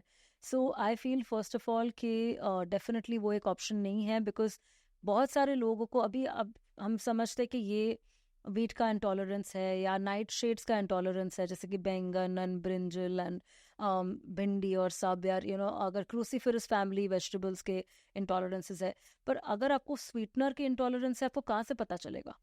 नाउ यू में भी कोई हो सकता है जिनको सुक्रोलोज है जो नॉर्मली रहता है most of the artificial sweeteners में, आज सुक्रोलोज अलाउड होता है, एसाल्फिम के और aspartame is not allowed any more. तो ये जो कॉमन इंग्रेडिएंट्स हम लेते हैं, काफ़ी सारे ब्रांड्स हैं जो सुक्रोलोज पे ही फोकस करते हैं अभी। काफ़ी लोगों को समझ में ही नहीं आता कि जब वो लेते हैं, वो भले उनका इंसुलिन स्पाइक पे 1 मिनट में आएंगे, पर उसके जब वो लेते हैं तब वो शुगर्स आर्टिफिशियल स्वीटनर्स गट में फर्मेंट होते हैं स्मॉल इंटेस्टाइन में, और वो सीबो को परपेचुएट करते हैं। तो अपने जो बैक्टीरिया जो लार्ज इंटेस्टाइन में है, जो स्मॉल इंटेस्टाइन में पहुंच गए हैं, वो एक्चुअली वो शुगर्स को फर्मेंट करके उसका पूरा गैस का एक बलून बना लेते हैं, एंड जिससे बहुत सारे सिम्टम्स हो सकते हैं। तो आपको एक साइड पे लग रहा है आप हेल्दी खा रहे हो, पर एक्चुअली आपको वो चीज़ टॉलरेट या डाइजेस्ट नहीं हो रही है। तो first of all I would say कि ज़्यादातर स्वीटनर्स ना ले। सेकंड, कोई भी फॉर्म ऑफ अगर स्वीटनर कोई भी सब्स्टिट्यूट भी लेते हैं, स्टिल भले आप जब वो लेते हो ना तभी भी इंसुलिन स्पाइक तो होता ही है। जब फिर फाइनली बॉडी रियलाइज करती है कि इंसुलिन स्पाइक हो गई और वो ग्लूकोज अंदर आ रहा है सेल में, क्या है, फिर रियलाइज करते हैं कि ये चीज़ शुगर फ्री है। पर अगर आप एक चीज़ चाहते हो जहाँ पे आपको वेट मैनेज करना है या जो करना है, आपका प्राइमरी जो हम लोग फास्टिंग या जैसे इसके बारे में भी बात करते हैं, अपने को इंसुलिन स्पाइक का एक रियल टाइम आइडिया ध्यान में रखना बहुत ज़रूरी है कि इंसुलिन स्पाइक जितना कम हो बॉडी में उतना बेटर है। You don't have to spike your insulin many times. Spike कब होता है इंसुलिन? जब आप मल्टीपल टाइम्स दिन में खाते हो। मेरा दोनों रीजन से रहेगा कि आप ज़्यादातर ट्राई करें कि आप ना यूज़ करें। अगर आपको कोई भी स्वीटनर रियली चाहिए तो आपके नेचुरल फॉर्म ऑफ अगर आप फ्रक्टोज इंटॉलरेंस या फ्रूट्स थोड़े डाइजेस्ट कर पाते हो, काफ़ी लोग को एप्पल और पेयर, मस्क मेलन, वाटरमेलन से भी इंटॉलरेंट होते हैं। अगर आपको वैसे कोई इंटॉलरेंसेस नहीं है जो आपको टॉलरेट नहीं करते, या सिट्रस फ्रूट की प्रॉब्लम नहीं है, अब थोड़े फ्रूट्स से आप स्वीटनर की तरह यूज़ कर सकते हो। या अगर आपको चाय में चाहिए, माय आइडिया इज़ कि आप अगर चाहिए तो आप थोड़ा लिटिल बिट ऑफ जैगरी लेना है तो वो ले सकते हो, ऑर्गेनिक जैगरी, या थोड़ा आपको चाहिए तो आप सर्टन लेवल तक you can even try to have a little bit of dry fruit powder. अगर आपको उससे भी एलर्जी ना हो तो आप थोड़ा डेट पाउडर बना के as a substitute, that is still better. Insulin spike तभी भी होगी पर एटलीस्ट वो आर्टिफिशियल नहीं है। The next conversation is about fasting. Gut health को, गट को रीसेट करने के लिए ऐसा बोलते हैं कि डिटॉक्स करना ज़रूरी है। डिटॉक्स करने का तरीका फास्टिंग है। फास्टिंग में भी intermittent fasting has become a trend now. Yeah. What are your thoughts there? So I absolutely think that a 12 hours fast is something bare minimum, मतलब every living person on this planet should do it, because उतना तो break अपने digestive system को भी चाहिए to get back into order and next दिन अच्छे से काम करने के लिए वो बहुत ज़रूरी है। While 14 hours, 16 hours, 18 hours, lot of options, या अगर आप ड्राई फास्टिंग पे जाओ, वाटर फास्टिंग पे जाओ, आई थिंक एक फर्स्ट ऑफ ऑल उनका करंट हेल्थ स्टेटस बहुत इंपॉर्टेंट है। Like specifically certain people again जिनको हाइपोथायरॉयडिज्म है, lot of them are recommended कि आप फास्टिंग मत करो, बिकॉज उनकी मेटाबॉलिज्म की पूरी एक लेवल बेस लाइन चेंज हो जाती है. यस, डायबिटीज़ के लिए, इंसुलिन रेजिस्टेंस के लिए काफ़ी हद तक फास्टिंग इज़ गुड, पर मेरा मानना है कि आप एटलीस्ट 12 आवर्स ज़रूरी करो. 12 to 14 इज़ गुड इनफ. अगर कोई लोग को और कोई भी टाइप ऑफ इश्यूज नहीं है, जैसे कि किसी को अगर सिवियर एसिड रिफ्लक्स का भी इशू है, अगर वो खाली 2 मील दिन में खा रहे हैं या 3 मील खा रहे हैं, बहुत कम विंडोज के अंदर ऑब्वियसली वो लोग खा रहे हैं, तो दूसरे टाइम पे जब वो बिल्कुल नहीं खा रहे हैं, अगर आपके कोई और सिम्टम एग्रेवेट हो रहा है वाइल आपका ये इशू बेटर हो रहा है, इट स्टिल मीन्स कि वो बॉडी आपको वो फास्टिंग से पूरी तरह से सहमत नहीं है. तो वाइल आप फास्टिंग कर रहे हो, आप दूसरे क्यूज को भी देखो. आप ज्यादा मोशंस पास नहीं कर पा रहे हो, एसिडिटी बढ़ रही है, हेडेक्स, और जैसे वो बोलता है वात पित्त हो रहा है बॉडी में, गैस बढ़ रही है, किसी और को लगे से थायराइड किसी का लेवल्स बढ़ गया. यू हैव टू, आपको एक बार वो आइडेंटिफाई करना है. So that's why I am saying 12 घंटे तक I think it's pretty safe, but 12 to 14, पर अगर उससे ज़्यादा करना है, लॉन्ग टर्म करना है, लाइफस्टाइल बनाना है, तो आपका करंट हेल्थ स्टेटस बहुत इंपॉर्टेंट है. That is one thing which I would definitely से.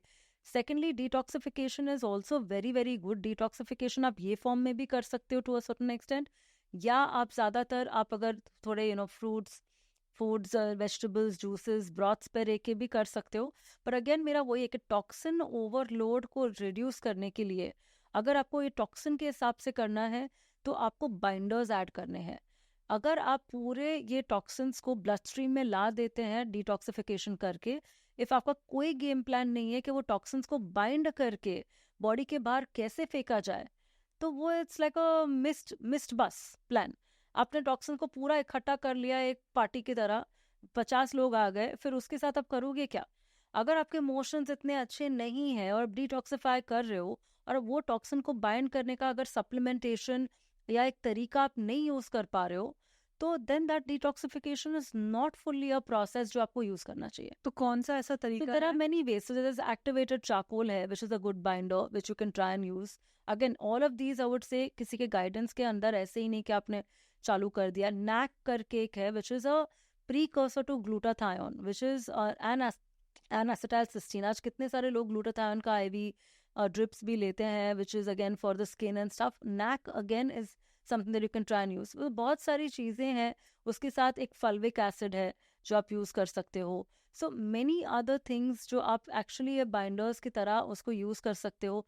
कोरेला और स्पिरुलिना है, उसके पाउडर्स है, पर वो एक सही तरीके से वो मील से दूर, उसका एक पूरा प्रोसेस है, तब जाके एक्चुअली टॉक्सिन्स बॉडी में से बाहर निकलेंगे. इवन सोल्यूबल फाइबर भी बहुत ज़रूरी है उसके लिए. सो ये पूरे बहुत सारी चीज़ों में बहुत सारा सब टेक्निकल स्टेप्स है. अगर आप उसमें से 2-3 चीज़ मिस कर गए, आपके लिए आपको लगा मैंने डिटॉक्सिफिकेशन कर लिया, बट एक्चुअली आपने बॉडी में स्ट्रेस वो करने के बाद और बढ़ा दिया है. वाओ, मुझे इस बारे में नहीं पता था कि आपको बाइंडर्स यूज़ करने पड़ते हैं टॉक्सिन्स को बॉडी से बाहर एलिमिनेट करने के लिए, which is a new information for me also. And I am sure बाकी जो लोग इसे सुन रहे हैं, काफ़ी लोगों को यहाँ पे बहुत कुछ आई ओपनिंग भी लग रहा होगा इस कॉन्वर्जेशन में. One thing that I want to come back to is diet. बहुत ज़्यादा एक कॉन्वर्जेशन है कि प्लांट बेस्ड डाइट खाएं या फिर मीट बेस्ड या नॉन वेजिटेरियन फूड खा सकते हैं. तो for an optimal gut health, should we eat plant-based food or even eating non-vegetarian food is okay? Again I would से देर इज एक एक ब्लैंकेट रूल आंसर नहीं है ये चीज़ का. डेफिनेटली प्लांट बेस्ड फूड का खाली एक है दैट प्रोटीन्स जो होते हैं, प्रोटीन्स देन फिर ज़्यादातर आप जो ले रहे हो फिर आपके प्लांट सोर्सेज से आते हैं, जैसे ये दाल्स है, आलमंड मिल्क है, या आई मीन आप थोड़ा जैसे कि को थोड़ा कोकोनट मिल्क है, मशरूम है, स्पिनच है, जो वीगन सोर्सेज टाइप के रहते हैं, वहाँ से आते हैं. तो एक ऐसा केस में वेरी इंपॉर्टेंट है कि उनका यूरिक एसिड मेटाबॉलिज्म, वो चीज़ में चेक करना बहुत ज़रूरी है. यूरिक एसिड दोनों चीज़ों में, बिकॉज अगेन वो डिटॉक्सिफिकेशन मेटाबोलाइट प्रोसेस में आता है. अगर नॉनवेज भी ज़्यादा खाते हो तो ये देखना ज़रूरी है, बिकॉज कई बार यूरिक एसिड इज़ ऑल्सो एक मार्कर है फंगल ओवरग्रोथ का बॉडी में. या अगर आपके ट्राइग्लिसराइड्स भी हाई है, भले यूरिक एसिड हाई नहीं है, तो भी आप कौन सा फॉर्म ऑफ ये मीट यूज़ कर रहे हो या प्लांट बेस्ड प्रोटीन्स यूज़ कर रहे हो फूड के थ्रू या सप्लीमेंट के थ्रू, वो देखना बहुत ज़रूरी है. सो वो एक बार पूरा समझना ज़रूरी है. Secondly, which one is preferred, I think वो बहुत केस स्पेसिफिक है. अगर किसी को भी, अगेन जिसको अगर जैसे मैंने बोला सीबो है, या किसी को IBS, you know kind of IBS-C constipation type का वो कंडीशन है, तो या उनको लीकी गट है, तो वो फूड में जैसे कि दाल्स में, पल्सेस में मूंग दाल के सिवाय शायद से हैंडल ही ना कर पाए, मसूर को, चने को, छोले राजमा को, तो वो आउट हो जाते हैं. तो फिर उनके पास ऑप्शंस बहुत कम बचते हैं. Again meanwhile at the same time chicken and all के दूसरे ऑप्शन हुए कि फिश में मर्क्यूरी का कंटेंट बहुत हाई है. अगर आप अपना heavy metal toxic load regularly reduce नहीं कर रहे हो थ्रू क्लीनिंग योर गट, वो भी एक प्रॉब्लम है. या अगर आप चिकन खा रहे हो तो कौन से सोर्स से, वी आर नॉट गेटिंग आज एकदम फार्म फ्रेश चिकन या वो भी एक बार देखना कहाँ से, कौन से सोर्स से आ रहा है. सो मेरा प्रेफरेंस ऐसा है कि it depends on the client. But अगर अगर आप वेजिटेरियन हो तो आप ये वीगन सोर्सेस थोड़े ले सकते हो, या plant based protein which is certified which you can digest, वो ले सकते हो. और दूसरा, अगर आपको चाहिए तो अगर नॉन वेज के लिए इफ़ यू कैन टॉलरेट थोड़े nature like eggs, free range eggs है तो थोड़ा वो ले सकते हो. और चिकन बोन ब्रॉथ ले सकते हो. One of my favourite foods to give is chicken bone broth, अगर if you non vegetarian, because वो MCL की तरह अपने लाइनिंग को, गट की हील करता है, which you will not get in a vegetarian sauce. So rather than eating the flash, you eat the bones. तो बोन्स से जो सूप बनता है उसको बोन ब्रॉथ बोलते हैं. Chicken bone broth again is very very useful, वो आप ले सकते हो. बहुत सारे बेनिफिट्स है उसके. सो केस स्पेसिफिक डिसाइड करना बहुत ज़रूरी है.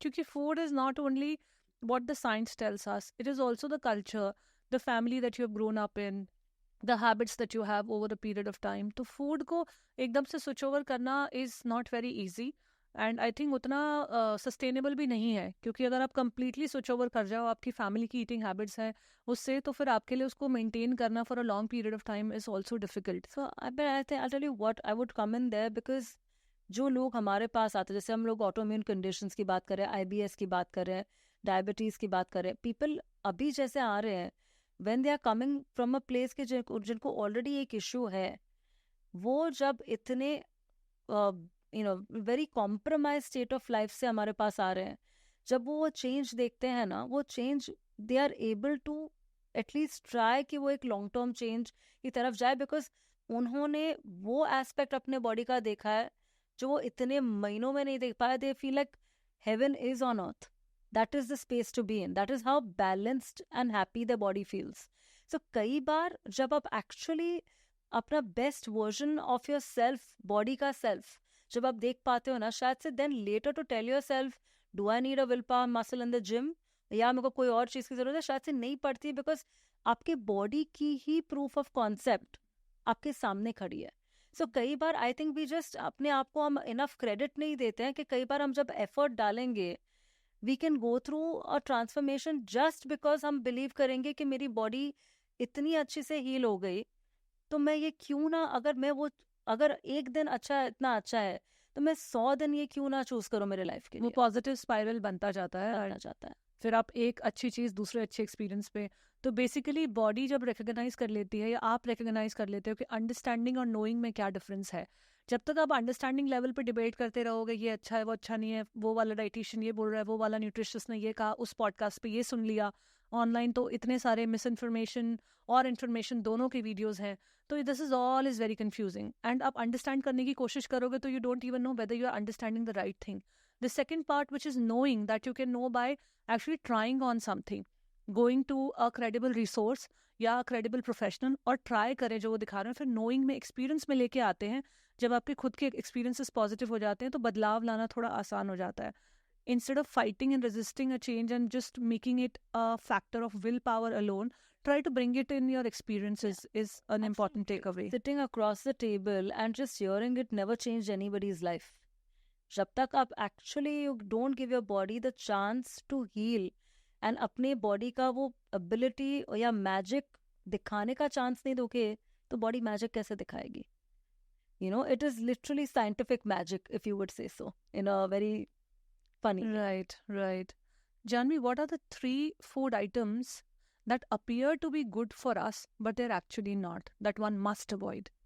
So specifically, one I would definitely say for a lot of people who have gut issues is raw food. There is this whole thing कि आप जूसेस पे जूसेस पीते जाओ, एंड वो बहुत अच्छे हैं, सैलड्स भी बहुत अच्छे हैं. आई डोंट अग्री, बिकॉज जिसका भी स्टमक एसिड लो है, वो जूसेस बिकम अ स्पेस. अगर वो स्टीम्ड नहीं है, वो जूस स्टीम करके आप पीना चाहो बेशक पियो. रॉ पियोगे विदाउट डूइंग एनीथिंग, तो उसमें अगर कोई भी माइक्रो ऑर्गेनिज्म है जो ज़्यादा है और आप वो ले लेते हो, तो आपकी एसिड अगर लेवल्स लो है तो आप उसको फाइट ही नहीं कर पाओगे. It will become an open source of catching infection. Second, आप वो डाइजेस्ट ही नहीं कर पाओगे. हाफ ऑफ इट वो डाइजेस्ट करने में ही बॉडी की आधी एनर्जी चली जाएगी. सो that is one. Second, I would definitely think जो हेल्दी लगता है is a lot of people. मैं बहुत मेरे इसमें देखा है कि लोग बहुत सारी बार बहुत सारे फ्रूट जूसेस के शॉट्स पीते हैं. अगेन, आई नो जूस के फॉर्मेट में ही है, पर फ्रूट जूसेस के या 2-3 फ्रूट्स को मिक्स करके वो लेते हैं. I would definitely again suggest कि please stick to having only the fruit. इतना शॉर्ट हो या जो भी हो, डू नॉट हैव, बिकॉज उसका फ्रक्टोज, आपको उसका फाइबर तो ऊपर रह जाता है अनलेस एंड अनटिल आप एक स्लो जूसर यूज कर रहे हो, उसकी फाइबर निकाल के उसमें ऐड ऑन करके कर रहे हो, तो चलो ठीक है, तो भी थोड़ा आपको फाइबर मिले. But if it's in a very small quantity, so that is something that you must do. And lastly मेरे को लग रहा है कि one more food that you should definitely avoid. A lot of people जो काफ़ी हद तक वो नहीं समझते हैं कि they eat a lot of foods which are like, I would say कि definitely for me I would think that people think that once in a while or eating certain things which are white, जब मैदा है, rice है, people जानते हैं they look healthy in the form that people को लगता है कि चलो अगर मिक्स, जैसे मैंने बोला कि मिक्स्ड इंग्रेडिएंट्स है, कि मल्टीग्रेन ब्रेड हो गया या मल्टीग्रेन पास्ता हो गया, उसमें थोड़ा वाइट है पर ज़्यादा ब्राउन है, तो वो सोचते हैं कि हाँ ये हेल्दी है, हमें खा लेना चाहिए बिकॉज मेरे को इतने सारे न्यूट्रिएंट्स एक साथ मिल रहे हैं. I would always suggest the ground rule. अब रोटियां भी बनाते हैं तो मिक्स्ड आटे की मत बनाइए. Eat maximum 1 or 2 grains at one time, ताकि आपके डाइजेशन में बॉडी को जो पाथवेज ब्रेक डाउन करने के लिए जो लगते हैं वो अलग अलग, बिकॉज सबका ब्रेक डाउन लेवल बॉडी में अलग रह सकता है. एक ज्वार का अलग रह सकता है, एक ओट्स का अलग रह सकता है, एक राइस का अलग रह सकता है. आप एक साथ खिचड़ी बना के वो खाओगे, it is going to be hard for the system to process it. So I always believe one thing at one time is always better. So it may look healthy as an option, but you should try to stick to only one thing at one time. Interesting. So mixed flower rotis जो आजकल चल रही है, multigrain रोटी का जो culture है, that is something that one should avoid. Yeah, absolutely. I would say, and specifically oats as well. A lot of people don't do well with oats and they don't realize. काफ़ी सारे लोग जिनको food intolerance wheat से है, उनको पता ही नहीं चलता कि वो ओट से भी इंटॉलरेंट है, बिकॉज उसमें भी जो प्रोटीन है जो है ग्लाइडिन ओट्स में, it is the brother of gluten. So कई बार एक इंटॉलरेंस होने से प्रिटी मच चांसेस है कि आपको दूसरा भी है, पर आपने फिगर आउट नहीं किया है. या अगर जिनको ग्लूटेन का इंटॉलरेंस रहता है, प्रिटी मच उनको लैक्टोज का भी रहता है, बिकॉज दोनों का प्रोटीन मॉलिक्यूलर स्ट्रक्चर सेम है. सो बहुत सारी ये टेक्निकलिटीज़ है. तो आपको लगता है मैंने एक निकाल दिया, मैं बिल्कुल ठीक हूँ, पर जैसे फॉर एग्जांपल बॉडी को कोई बार समझ में ही नहीं आता कि ग्लूटेन और लैक्टोज में क्या डिफरेंस है. अगर आप ग्लूटेन नहीं खा रहे हो थायराइड के केस में, पर आप अभी भी दूध के या डेयरी ले रहे हो, body will not understand, still attack the gland. So बहुत सारी ऐसी ऐसी छोटी छोटी चीज़ें हैं. तो जब आप ज़्यादा समझोगे बॉडी के बारे में, you will be able to make better choices, and once you make better choices they can be a long term choice जो आप continue कर सकते हो. Janvi, now we're nearing towards the end of this conversation. Tell me 3 absolutely sustainable, practical habits that I can form from today onwards to improve my gut microbiome. So first thing first will be eating a rainbow colored diet. I think it's going back to becoming kids. बचपन की तरह जैसे हम पूरे colourful plate खाते थे, we'll always अपने बच्चों को भी बोलते कि कलरफुल प्लेट्स खाओ, have all different colors on the plate. So fruits, vegetables जो भी है पूरे सारे अलग अलग कलर्स के खाओगे. वेरी वेरी रिच, एंटीऑक्सीडेंट्स में हाई है, फाइबर में हाई है. तो आपको एटलीस्ट 2 सर्विंग्स ऑफ फ्रूट और 2 से 3 सर्विंग ऑफ वेजिटेबल दिन में अलग अलग डाइवर्सली खाने चाहिए. Very good for the gut microbes. Second, आपको डेफिनेटली ट्राई करना चाहिए कि यू हैव एटलीस्ट, आप जब भी खाना खाते हो उसके पहले 10 मिनट पहले, 5 मिनट पहले, you want to stop and just maybe your 5 minutes before, just shut your eyes and breathe. Diaphragmatic breathing जो बोलते हैं वो आपको ज़रूर करनी चाहिए, ताकि you centre your self, you move from sympathetic nervous system state to parasympathetic nervous system state जिसको बोलते हैं, जो अपना रेस्ट और डाइजेस्ट स्टेट है। जब आप पैरासिम्पैथेटिक स्टेट में होते हैं, जस्ट थोड़ी बस 2 मिनट की भी ब्रीदिंग से आपका वो कॉर्टिसोल का साइकिल ब्रेक हो जाता है और आप इन अ बेटर स्टेट हो जाते हो जो भी खाना खा रहे हो डाइजेस्ट करने के लिए। तो वो एक हैबिट आप इनकॉर्पोरेट कर सकते हैं as a lifestyle change. And lastly I would definitely suggest कि उसके साथ ही साथ आप ज़रूर ट्राई करें कि fibre is again very important, पर उसके साथ आप एक रोटेशन ऑफ ग्रेन्स चालू करें। मैं मानती हूँ कि हमारे पूरे डाइट बहुत मोनोटोनस है, मे बी जंक में हाई है, प्रेजर्वेटिव और प्रोसेस फूड में अलग अलग वैरायटी खाते हैं, पर जब हमारे घर के खाने पे आते हैं हम खाली व्हीट और राइस ही खाते रहते हैं। सो ट्राई कि आप जितने भी अलग अलग ग्रेन्स जो आप टॉलरेट करते हो, सबके बहुत सारे डाइवर्स बेनिफिट्स हैं, और वो बेनिफिट्स आपको लेने के लिए अलग अलग चीज़ें खाएंगे। जैसे ज्वार में इफ़ यू हैव इसमें आयरन है, या अगर आप नाचनी में कैल्शियम है, अलग अलग जब आप लेते हो तो आपको बहुत सारे दूसरे माइक्रोन्यूट्रिएंट बेनिफिट्स भी मिलते हैं, which is again very good for the gut microbiome. So basically rotation करना है सीरियल्स का, जो भी आप टॉलरेट कर सकते हैं। Interesting points. तो with this I want to now ask you the final question जो मैं अपने हर गेस्ट से पूछती हूँ, and that is their definition of success. उनका क्या पर्सपेक्टिव है सक्सेस को लेकर, क्योंकि आप गट हेल्थ के बारे में इतनी बात करते हो। तो tell me, what does a successful gut health look like, what does it feel like, and what should one do to sustain it for a long period of time? So I think a successful gut health is actually when आपको you feel like you've connected back to your intuitive self. I think for me that is really the answer, because like I said कि सब में वो ability है, redirecting yourself back to listening to your body and being in balance through every step and continuing to keep that communication या दो वे channel, वो communication का अपने गट के साथ और अपने बॉडी के साथ वो कनेक्शन आप रखो, is actually the best way to have a successful gut health. Your body is constantly guiding you. You just need to become its best friend. I think there is no other definition than that. That is such a beautiful way to put it and a simple way to understand also. यहाँ पे भी जो आपने बात की, इतने सारी लंबी कॉन्वर्जेशन के बाद basically it's boiling down to the journey with in. मुझे मेरे जो दोस्त हैं मुझसे पूछते हैं कि तुमने अपने नाम से क्यों नहीं रखा इस पॉडकास्ट का नाम। मुझे लगता है द जर्नी विद इन हमारी लाइफ का इतना इम्पॉर्टेंट एस्पेक्ट है कि अगर हम उसको सुनना शुरू कर दें, खुद के अंदर वापस आना शुरू करें, अपनी इंट्यूशन में ट्यून इन करना शुरू करें, तो लाइफ को बहुत बहुत बहुत तरीक़ों से हम ट्रांसफॉर्म कर सकते हैं और एक अच्छा एक्सपीरियंस ले सकते हैं इस लाइफ का। और मुझे बड़ी खुशी होती है जब मैं अपनी कॉन्वर्जेशन एंड करती हूँ अपने गेस्ट के साथ। ऑलमोस्ट हर कोई खुद से द जर्नी विद इन की तरफ आ जाते हैं। ऐसा मेरा कोई ब्रीफिंग नहीं होता है कि आपको ऐसा बोलना है या जो भी है। हर किसी का थॉट प्रोसेस, मुझे लगता है कितने सारे अलग अलग फील्ड के एक्सपर्ट स्पेशलिस्ट से मैं बात करती हूँ, but the journey with in is so important. And that is where towards the end I would tell the viewers जो इसे देख रहे हैं कि please start taking simple steps to connect with your self. Start understanding your thoughts, feelings, emotions, life events, आप कैसे process करते हो। बाकी सब जो और इश्यूज़ है लाइफ के, फिर आप उनमें भी और ज़्यादा अच्छे तरीके से टैप इन कर सकते हो और वहाँ पे और एक्सप्लोरेटिव जर्नी हो सकती है towards a positive transformation. Absolutely, absolutely. The journey within just starts with one small step, and then the actual opportunity from there to transform your life is limitless. Absolutely. Yeah. On that beautiful note, I would like to thank you for joining me for this conversation, Janvi. It was such a delight to talk to you. The same here. Thank you so much, and thank you everybody. I hope you all enjoy listening to the journey within and making a choice to start listening to yourself after this. Thank you for watching today's episode. I'm sure आज के इस episode में आपने बहुत कुछ नया सीखा होगा गट हेल्थ के बारे में। जो बातें सबसे अच्छी लगी या अगर कोई सवाल आपके अनआंसर्ड रह गए हैं, कमेंट सेक्शन में लिखकर ज़रूर पूछेगा।